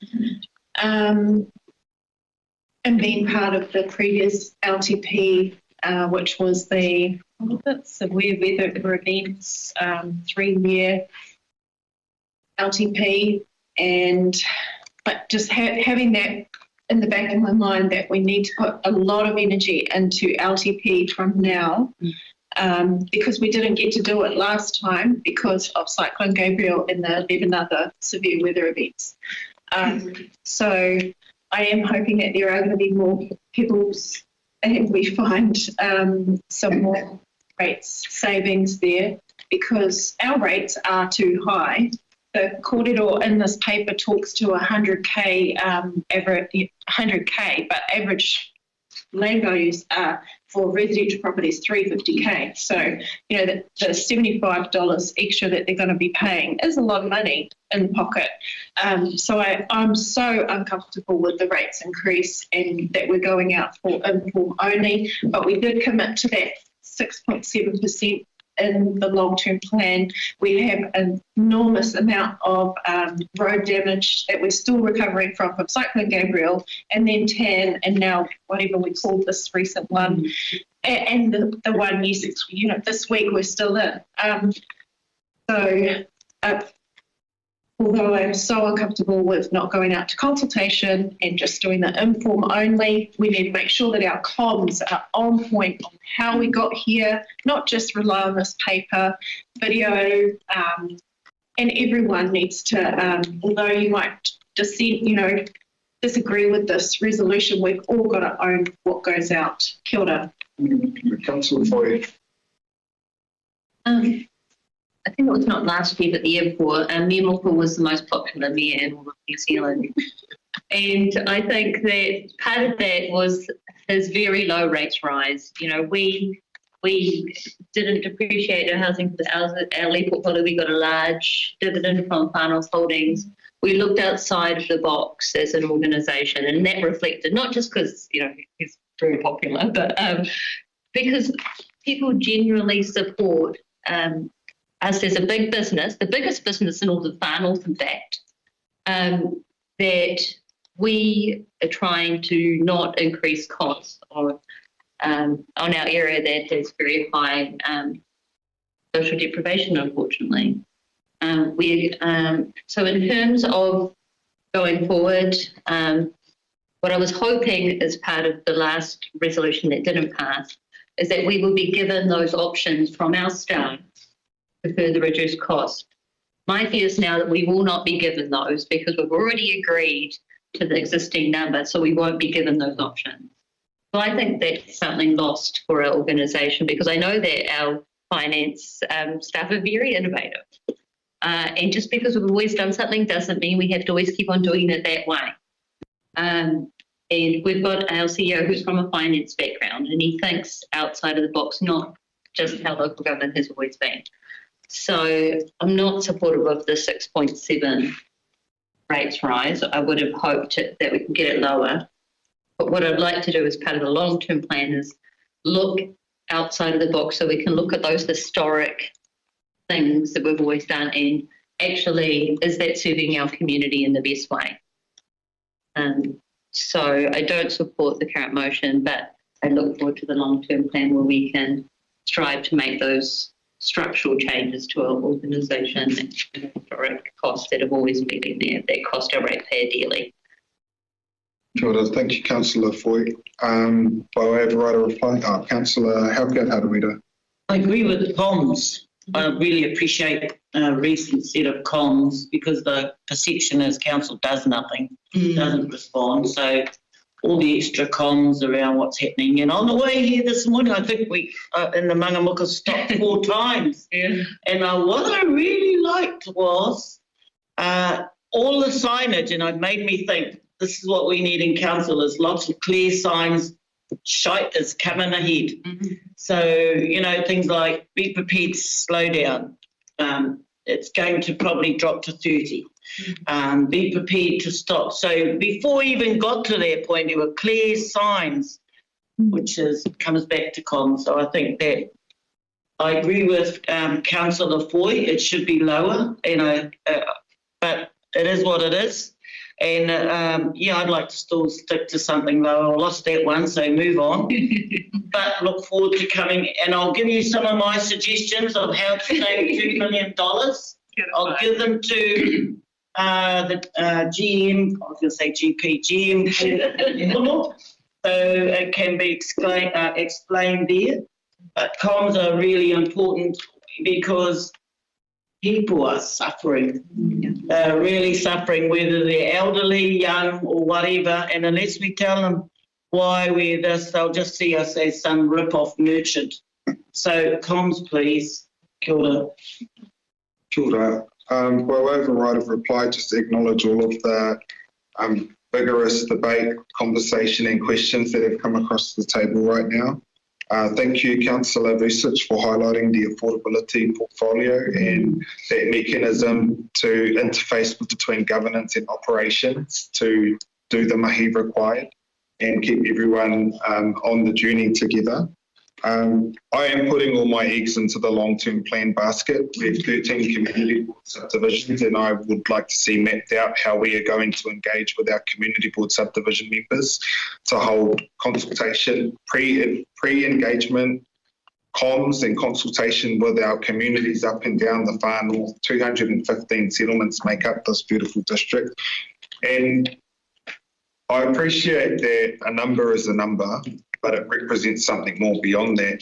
But no, not a single one of you in this room wears numbers more than I wear them as the Mayor of the Far North. And I have always worn that number and try to communicate what that number represents. So I appreciate the concerns around the little people, the unseen people, what this means for them. I carry that on my shoulders more than any other member in this room, and I always will.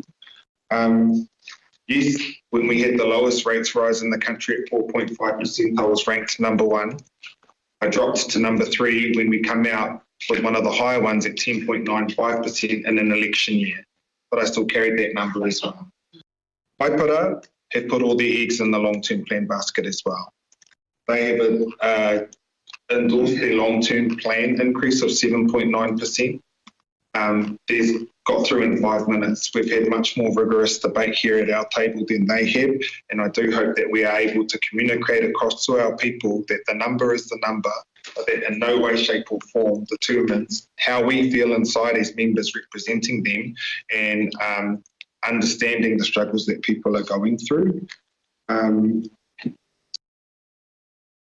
going to ask our staff to initiate monthly briefings around, in the lead up, including annual plan, but then in the lead up to long-term plan around what that mapping looks like. I don't think that we at this table, when we workshop, appreciate what 80 meetings around zero-based budgeting actually meant for you and staff. So if you could please, Charlie, have every Friday notices once a month, we're going to expect an update on that. We're going to see scheduled when affordability portfolios are going to happen. We are going to vote soon on endorsing the 6.7%. That, of course, isn't a done deal until we strike rates. So we want to be able to see the operational insights of where you're going to be meeting and what happens all the way up into that if this passes, regardless of the fact that we're saying in we need to be completely across this because we have to wear it out in the community no matter what it means. And with that, I will call for the vote. All those in favour say aye. Aye. Those opposed? Councillor Foy, Councillor Gaufi, Councillor Smulders, Councillor Halkett Harawira recorded. Any abstentions? Aye. Councillor Rakena, and that has carried. And we are going to go to item, I'm going to actually jump out of this and I'm going to go to item 6.7 for the tourism frame, which is on page 144. Thank you.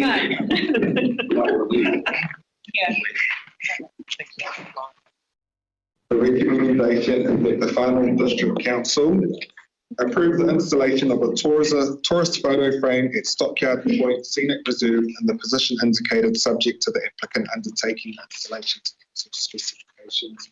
I note that this has gone through the Bay of Islands Final Community Board already as well, and I am privileged to be a part of some of that meeting myself.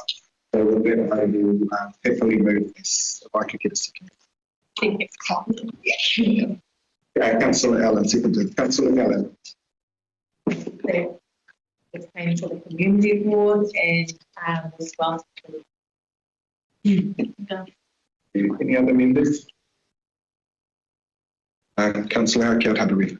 Just to say, ina nahi ki te hau a whae Billy taituha I te kapahaka, e ne mea mai ia e whakai ana ki tēnei tono, he mea nui ka noho ki te taha o paihia kia kaurihare mai ki te taha o Waitangi, tai ka tautoko ai ni tana tamaiti a Ngāti Kaua. Te mea tuarua, e hihi anau mo te committee o whangaro Peo Whairangi, kia tuhi te ingoa Māori ki te taha o tērā wāhi e mea ana Stockyard Point, and me whai te ingoa tika mo tērā wāhi te kupu Māori. I tuku pānui au kia Iraia, Isaiah, engari ki hai tino whakaro. Utu mai. So we know, tautoko ai. Now the members like to speak to the motion. I'll put the motion. All those in favour say aye. So as opposed to abstentions, that's okay. Congratulations. Before we go to lunch, we are just going to go to item 6.1, which is the adoption of fees and charges. Item 6.1 you actually have twice. On page 19 in the ordinary initial agenda and also page 8 of the supplementary agenda. One of the attachments wasn't available at the time of printing of the main agenda, but was included in the supplementary with the attachment. The report is the same, the attachment is additional, and I believe it's got a 3 banger in there as well to help guide this one. If I could have a movement, Councillor Shepard and seconder. Or second, we'll go to Councillor Shepard. Oh, sorry, there might be questions. I'm going to go to questions first. And I am just going to ask staff, there are significant increases to acknowledge the true cost of providing these services, but it is, some of them are quite significant. For hearings, going from $2,028 to $10,000 is the proposed. We're going out to consult on this and then we will adopt it afterwards. So just wanting to make sure that there is, one of the concerns I've had when we had some changes across putting true costs in this is that when we then invoice, we don't line itemize what is underneath that true cost, so people get foolhardy. They're like, hey, in the past this was this and now it's this, and you're saying that that was the cost of it, but I don't see the hourly rate, the breakdown of it. I assume that we've plugged that gap now, and that when we are going for true cost, we make sure that all of that is provided to our customer who has to pay the bill. Through the chair, is correct. So we've undertaken a review of the fees and charges as we're required to do every year. The fees and charges have been increased in line with inflation. And part of that based on actual costs. I'll go to Councillor Balfe, question. The charges that are in there, are they deposits only? Or are they, I know the hearings one is a deposit and then they'll be charged the actual once it's worked out what it is. But the other charges, like for example, the notes, like some of them have gone up significantly, like the S127 variation, 121% rise. Is that 2,800 a deposit that the client would pay for, well, the S127 variation within engineering, just as an example? That's gone up 121% from 1,264 to 2,800. Is that figure of 2,800 a deposit? Refer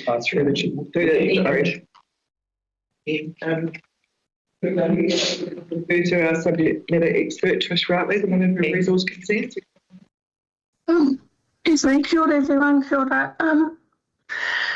Mayor and elected members through the chair. Yes, that's a deposit fee. Excuse my voice, that's a deposit fee. Okay, and I'll then try and clear my voice. And then, so what happens is we did a exercise where we worked out the average cost of each type of consent over the last 5 years from real data, and the increase reflects the average cost over 5 years for that service. But if it comes under, we will be sending out refunds.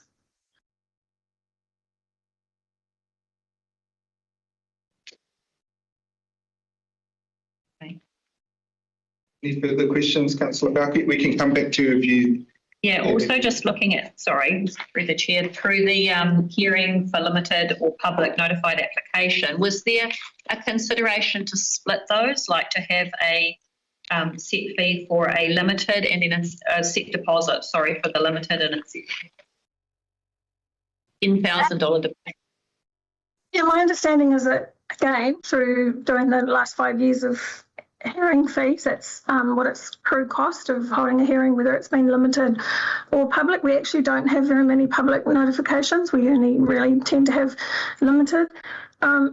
This is to actually it helps because of if we don't get that deposit fee up front, we get abandonment of paying the true cost of having the hearing, which is then basically the council's ratepayers are actually impacted by not us getting the true average cost up front.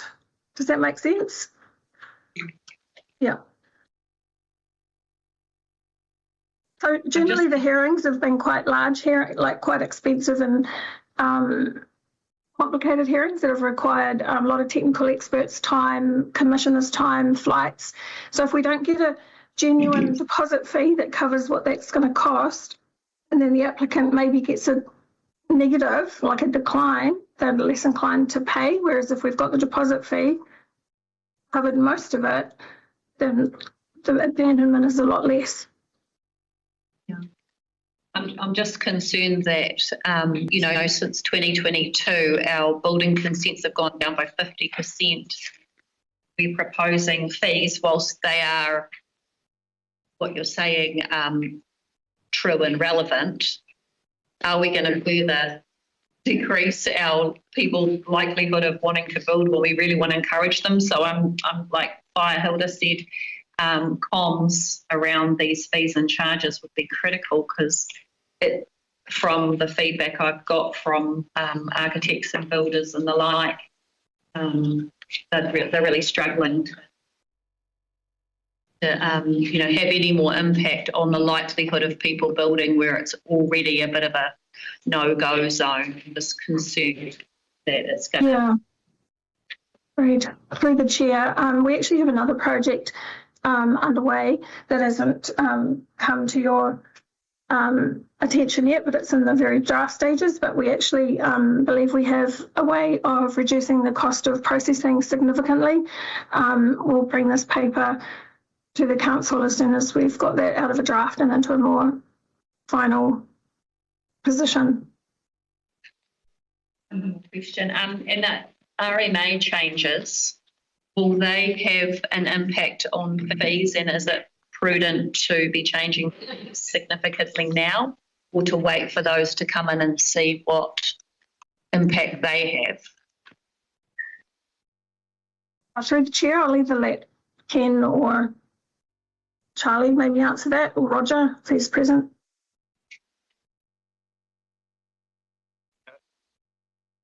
It is absolutely something that we need to be looking forward to in terms of any potential changes that come through that will impact the services we deliver on the organisation. But your accountant will sort of look at what we have in front of us right now and the cost of delivering that. To draw your attention as well, what this will do is have a direct impact on the arrears reporting that we process through Te Miro. So particularly in a scenario where we don't have opportunities to pursue in the same way with general rates, when we have building consents and resource consents, the limits of recourse for those fees are less available for council. So by ensuring that and Trish's team has done quite a bit of work, and then our building consents team as well, around understanding what the true cost of delivering that service is, making sure that we're looking at that as an average, to then have that deposit up front.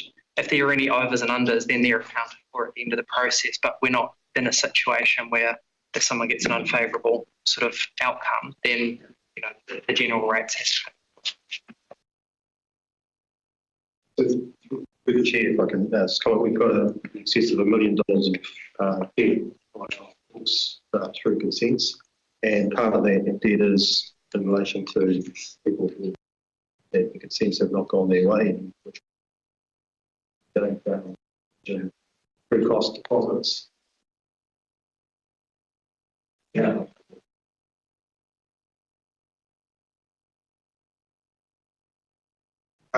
This is my question order. Deputy Mayor Radkin, Councillor Stratford, Chair Ward, Councillor Foy, Councillor Smulders. We'll go to Deputy Mayor Radkin. Just page 20, it says that no changes are proposed for the following. Can you explain which fees are currently we're not collecting on, and why not, and what would it take to start imposing charges for some of those? Through the chair, there isn't any that we don't charge for. I think what we meant was no change to the fees. Okay. All right. So that brings me to my next question then. It says no changes are proposed for rubbish disposal at transfer stations, but on page 24... Sorry. There's a mistake as a typo. So I've highlighted that. There are changes proposed, and they are listed on page 6 in detail. I'll talk about those.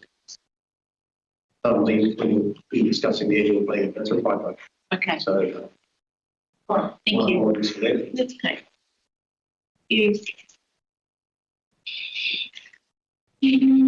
I'm sorry, my page numbers are all out in documents, but let's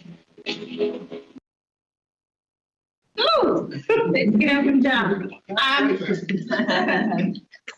Somewhere around page 23, there was pre-lodgement meetings. The 30-minute free has been cut, and I'm concerned that 30 minutes free can mean lower processing times and issues later. So removing it, might clog us up later or clog up applicants. But maybe you have some rationale behind that, not for today, maybe when we're adopting these, to explain whether or not the 30 minutes free has either been taken up or not. On page somewhere else, which document? Page 25, there's where compliance officers are looking into breaches. There's a new fee, monitoring of resource consents or cost of staff time and expense associated with investigation, remediation, if necessary, complaints. The actual and reasonable cost based on officers' hourly charge out is being proposed.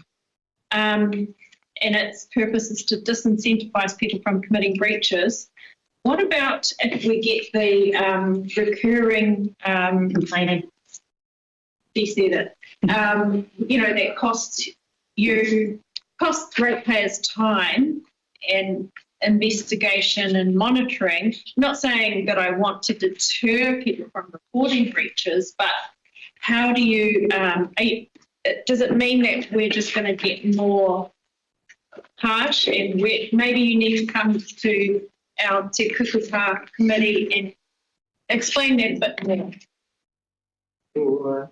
Through the chair, I could defer to my other manager, Mike McMurtry, and be in the room. Sorry. Yes, and it does say if necessary, so it's not a given that it's going to be charged, and it does talk about significant non-compliance, complex investigations. So ordinarily, if you can't put a time on it, should take like 3 days, it could take 3 months.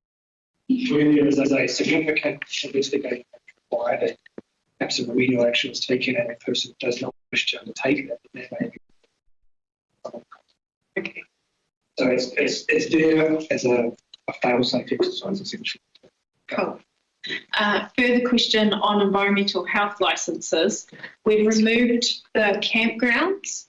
Sorry, I stole Belinda's words, but we have a responsibility to provide some kind of check-off to campgrounds. We've got one, I'm not going to say where it is, but there are a number that we have historically had to go and check whether they're compliant and they need a food certificate in their kitchen, blah, blah, blah. Why has it been removed? And I couldn't find it anywhere else. I'll have to, whatever the rest was involved, gave you the information, I'll get them. Okay, all right. Cool. That's all the questions. Thank you.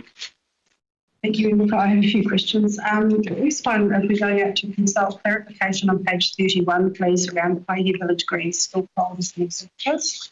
At the top of the page, it states residents of Whanganui, $10, non-residents, $22. I don't know what it is, but anyway, that is contradictory to the formal agreement that we have in place with Focus Waihi Community Trust, which clearly states in the agreement that sites are $50 per stallholder and $56 per casual stallholder. So if we're going out to consult, I'm not sure what we're consulting on in this one, whether that applies to farmers markets.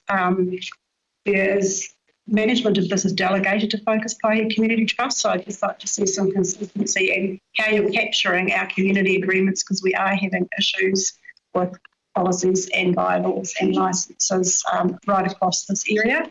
So I just wanted to highlight that, and I have a copy and stuff like the page of agreement charges here.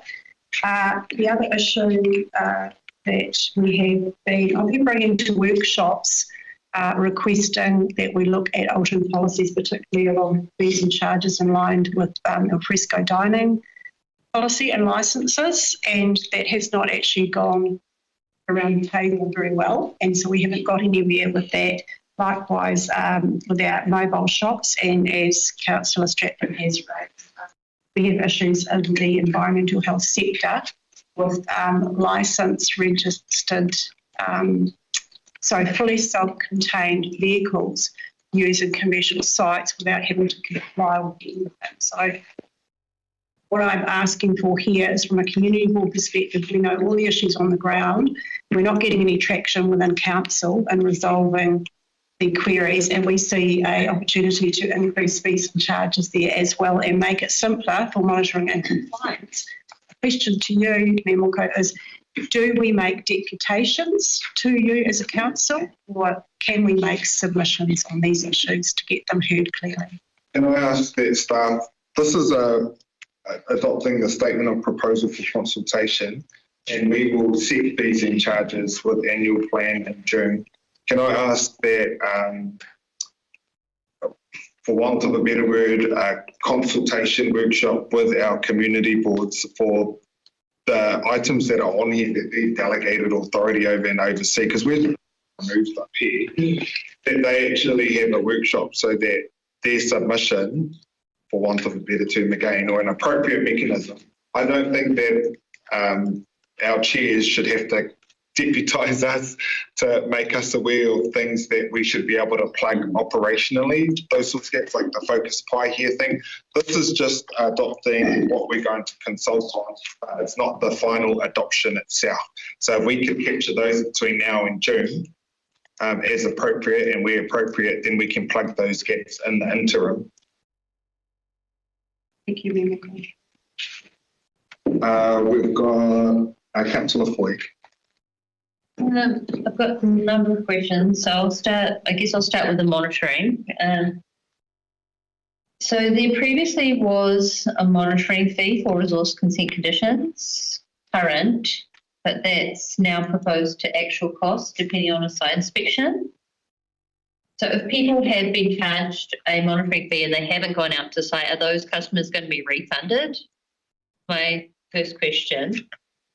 And the next line down, monitoring of permitted activities, that relates to the new Planning Act. I had a similar question to Councillor Stratford. You know, if people complain and say it's not permitted and then it is permitted, can the people complaining be charged for the time of that because they were factually incorrect?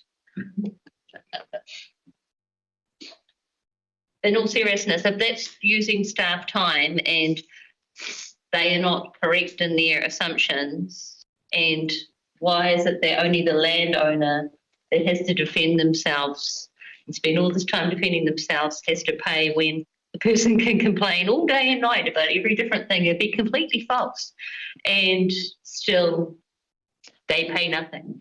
And I would ask the same question about Lagoima, around only $38 an hour, when someone can ask a whole lot of Lagoima questions and absorb a whole lot of time. And that person can, I'm not even sure if they're even charged by our council, to be honest. $38 I don't think is reflective of covering our legal staff's time. I don't think it's reflective of the hourly rate of a planner.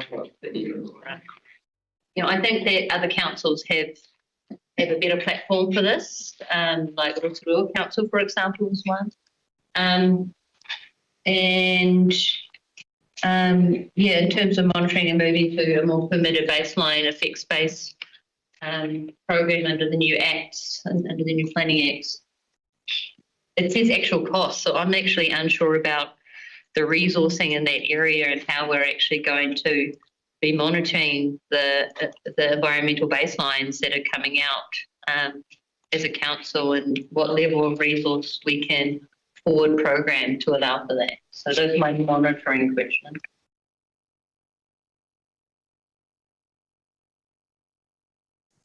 Through the chair, oh, sorry, here you go. There you go, Trish. Well, I was just going to say through the chair, regarding the refunding of any monitoring visits, that would be something that we'd have to investigate and look into. Excuse me. But in terms of the planning bill, which obviously isn't an act yet, that was to just put it there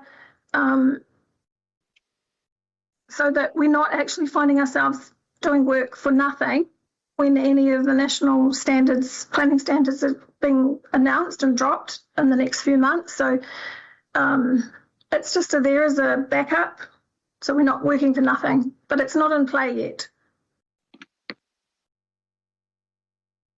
It could be before we do the next fees and charges. Rebecca. Through the chair, and answer your question around Lagoimas and charging for Lagoimas. There's a couple of factors to note there. One is that the charge of $38 is per hour. And the more important factor to note is relevant legislation. Charging is something that is not for every situation. It's unlike other fees and charges, which are based on invoicing for a service provided. It requires a specific decision around whether it's in the public interest in any particular given case to charge. And in general, both local government and central government are guided by guidelines from the Office of the Ombudsman and also guidelines from the Ministry of Justice published on the issue of charging, which are quite extensive, and the figure of $38 comes from the Ministry of Justice guidelines, and whilst they are not mandatorily applicable at the local government level, it's generally accepted that they should be followed. So that's the reasoning around that level of fees.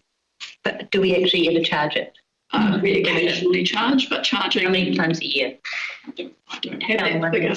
I don't have that figure, but what I would observe is it's the exception. And that is the case in my experience of working through this sort of process over several councils. Thank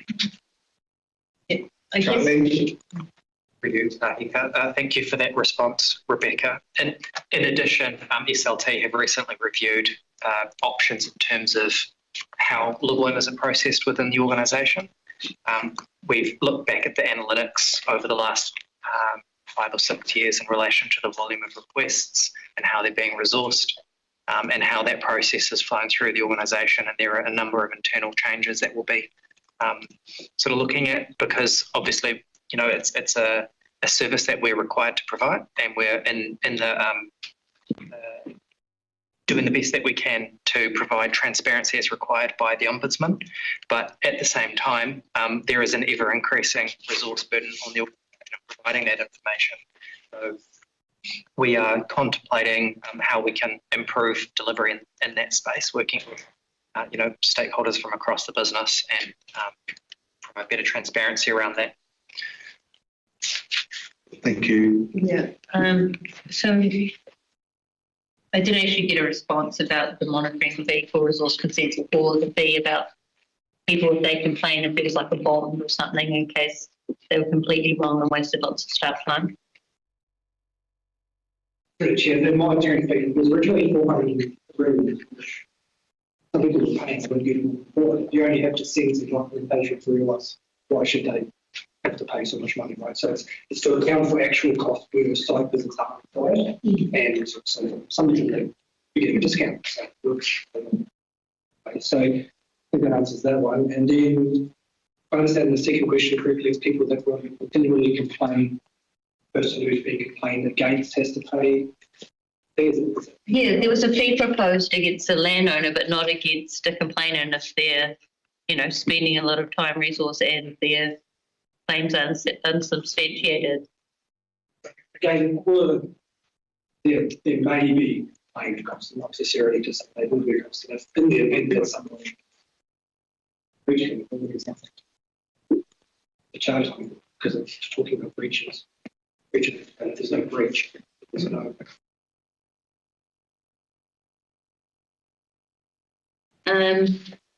So I had a question about the cost of the property file. It's still only staying at $35, is it? So I wasn't sure why it's still staying at such a low amount. When you look at other councils for their property bags, like Auckland Council, theirs is much higher when you look at that relative to the limb increase. And then, so I wasn't sure why that was staying so low. Okay, so not in relation to this fees and charges review, we did an analysis on the underlying cost of providing property files based on the volumes that we had generated over a period of time. That's something that we're monitoring on an ongoing basis, and we're looking at ensuring that the true cost of providing the services will be captured in a long-term plan. But this is one that we have done some analysis on and brought to council recently. So happy with that, Lauren?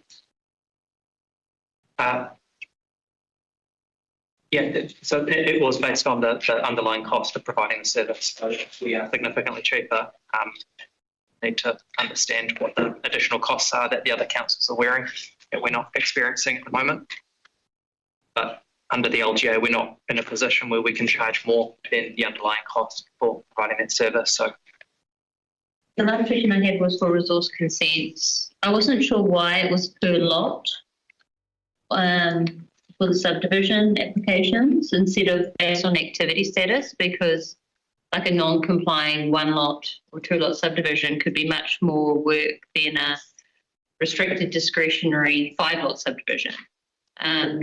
So I wasn't sure about why the number of lots was chosen for the fee increases instead of based on activity status. Through the chair. Yeah, I'm here. We based that on research done of other councils around New Zealand how they're charging for subdivisions. You're correct. Quite often a 2 lot non-complying subdivision can end up costing more than a 5 lot, but generally anything over 5 to 10 to 90 lot does cost more. So it's to try and avoid the abandonment of non-paid resource consent fees that we have. So it's a way of, it's sort of trying to capture the average, and that's the average for 2 lot, for 5 lot, for over 8 lot type of thing. Go to Councillor Smulders, waiting very patiently. A lot of the questions have been answered actually. So the one that I have outstanding is in relation to timing. We know the Resource Management Act framework's coming in later this year. And so why are we investing time, staff, resources and costs and revising our fees and charges now when we may need to redo this work again very soon? And so how often do we have to review these? Are we up against a timeline now? And can we let it lie and push that out instead of duplicating it until the RMA's in? Through you, Chair. through you, Kahika. So thank you for the question, Councillor Smulders. Historically, we have gone through long periods of time where fees and charges have been rolled over one year to the next with inflationary impacts added. And over time, that can materially drift from what the actual underlying costs are, hence some of the true-ups that we're effectively seeing today.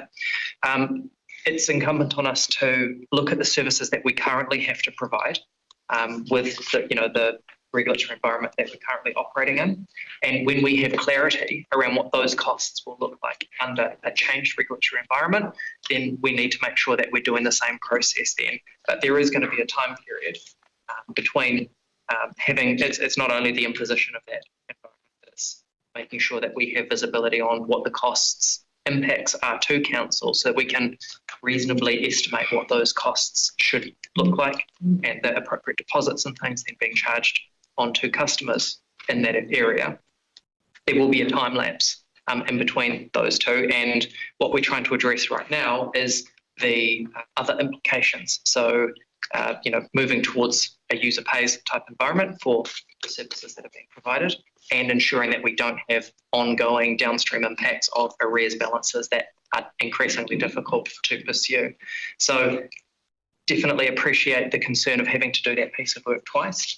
I'd almost suggest that by doing it now, we're better prepared to do it when the environment changes as well, because we've got a much better updated model to apply moving forward. So the answer is no, we don't have any regulatory standard that we could let this lie.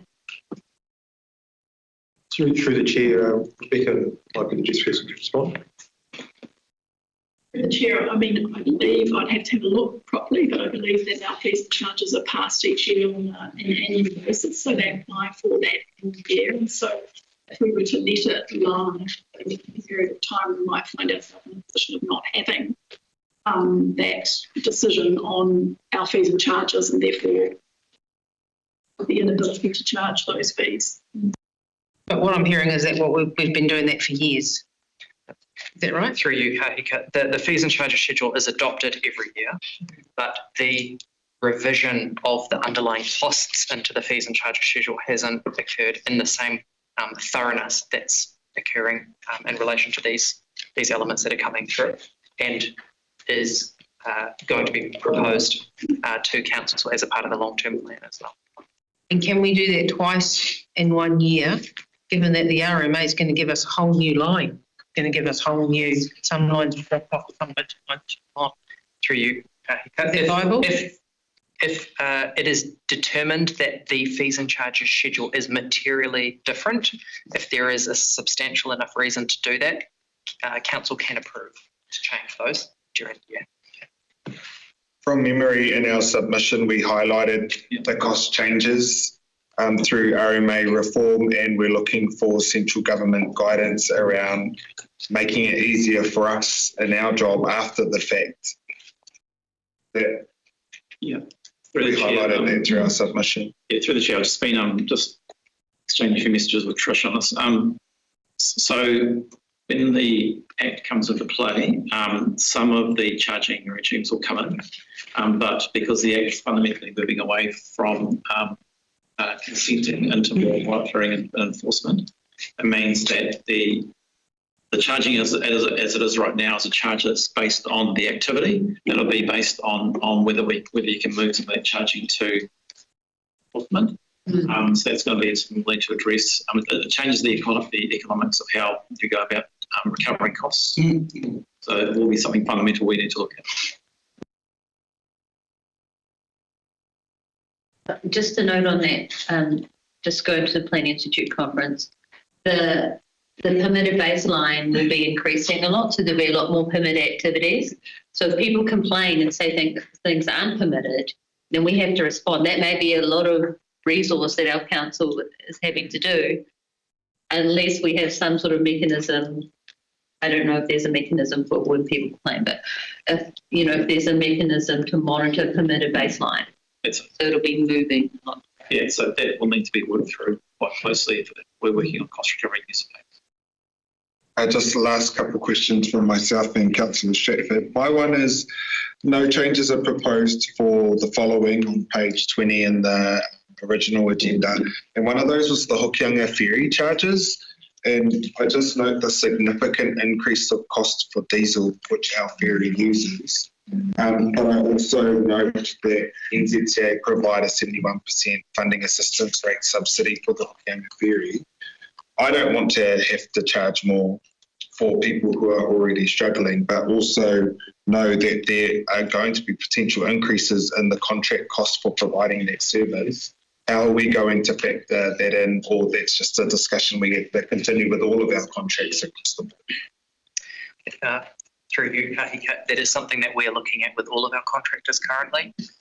So we're in a stage of requesting information from the contractors around how they are managing fuel stocks and cost increases and things. I understand the contract for the Hokianga ferry will be taken with council the 9th of April, and there'll be analysis that needs to go through in relation to that and the changed environment. Thank you for that, Charlie. It's just Hokianga ferry, all of our owning contractors, they own all of their vehicles and their fleet and all of that sort of thing. Hokianga ferry, we directly own ourselves, but then contract out the service and operation of it. Councillor Stratford. Stupid question, really. The work on the resource consents, fees and charges that we're talking about on the proposal to go out for consultation, is that just something that came out, in the last 3 to 6 months, or is it work that staff have been doing over the last 3 to 5 years? Sorry.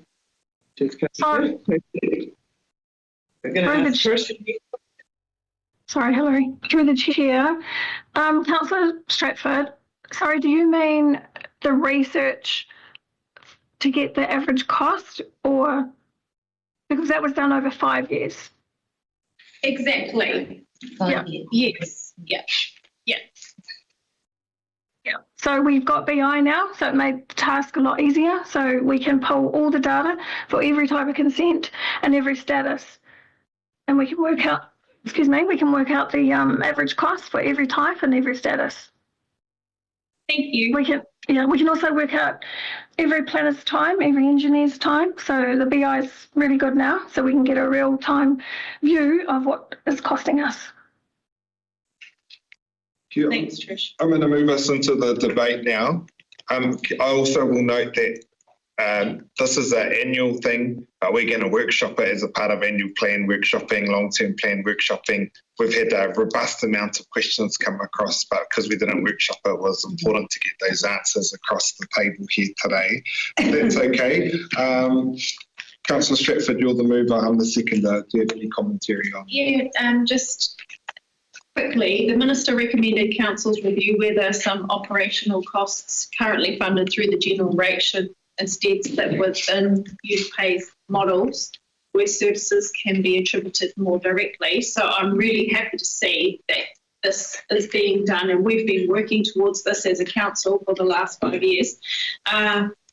But I'm not in agreement with like having a deterrent for reporting of breaches. We do need to have something, like if we have a recidivist complainer who has been told what the law is, and somebody is not breaching the laws, but they keep go to every single elected member and want to push. I think that we do need to find some way of recovering the ratepayers' costs. But yeah, I look forward to feedback from the community. This is going out for consultation, so we'll see what everybody thinks about this.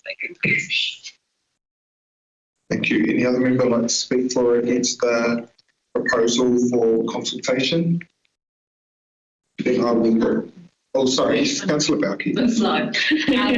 I was just contemplating just to have it clear in my head with the resource consent where the biggest fee increases are, and it's been great to have everyone answer my very small, narrow knowledge of this. But just to clarify, these proposed changes are deposit costs only based on the average cost over the last 5 years of actual expenses. So that really clarifies it for me. It's not like we're just going to whack up a fee from 1,575 to 2,500. It's just the deposit that you pay so that we're not in a debt recovery position. People answer they want, they back out, etc. But could we, when we do go out for consultation or anything like that, I think that's a really important message. If we could just make that very clear, because that just answers a lot of questions. I think we'll just settle a lot of questions right from the get-go. That's all for me. Thank you. Just on the back of that, I think the main messaging around a lot of the agenda items is having clear comms, and we've seen what that does for all of our communities, regardless of the situation that we're being put through, not just as a council, but all of our community members. So I would just support Councillor Balke and our staff, as we have done in the last couple of weeks as well, to ensure that we put those signs out there for the consultation process, and actually just to alleviate a lot of the stress and the misinformation or disinformation that people seem to make up, like we're putting airplanes in the sky and making it rain, etc. So let's have some clear comms around our consultation process and why these numbers are occurring. Kia ora. Councillor Stratford, right of reply? Kia ora. I'll put the motion. All those in favour say aye. Aye. Opposed or abstentions? That's carried. Ka pai whānau, we have made it a fifth of the way through our agenda. 5 items down, 20 to go, but I'm busted to go toilet, so we're going to break lunch now, and we are going to break 45 minutes. If you would like to come up to the EOC, then we will head up there at 1:30. They were expecting us at 1 o'clock. That's right. We'll come up for 10 minutes to go through, then our controller will give us a minute. At the back. We'll go up together at 1:30.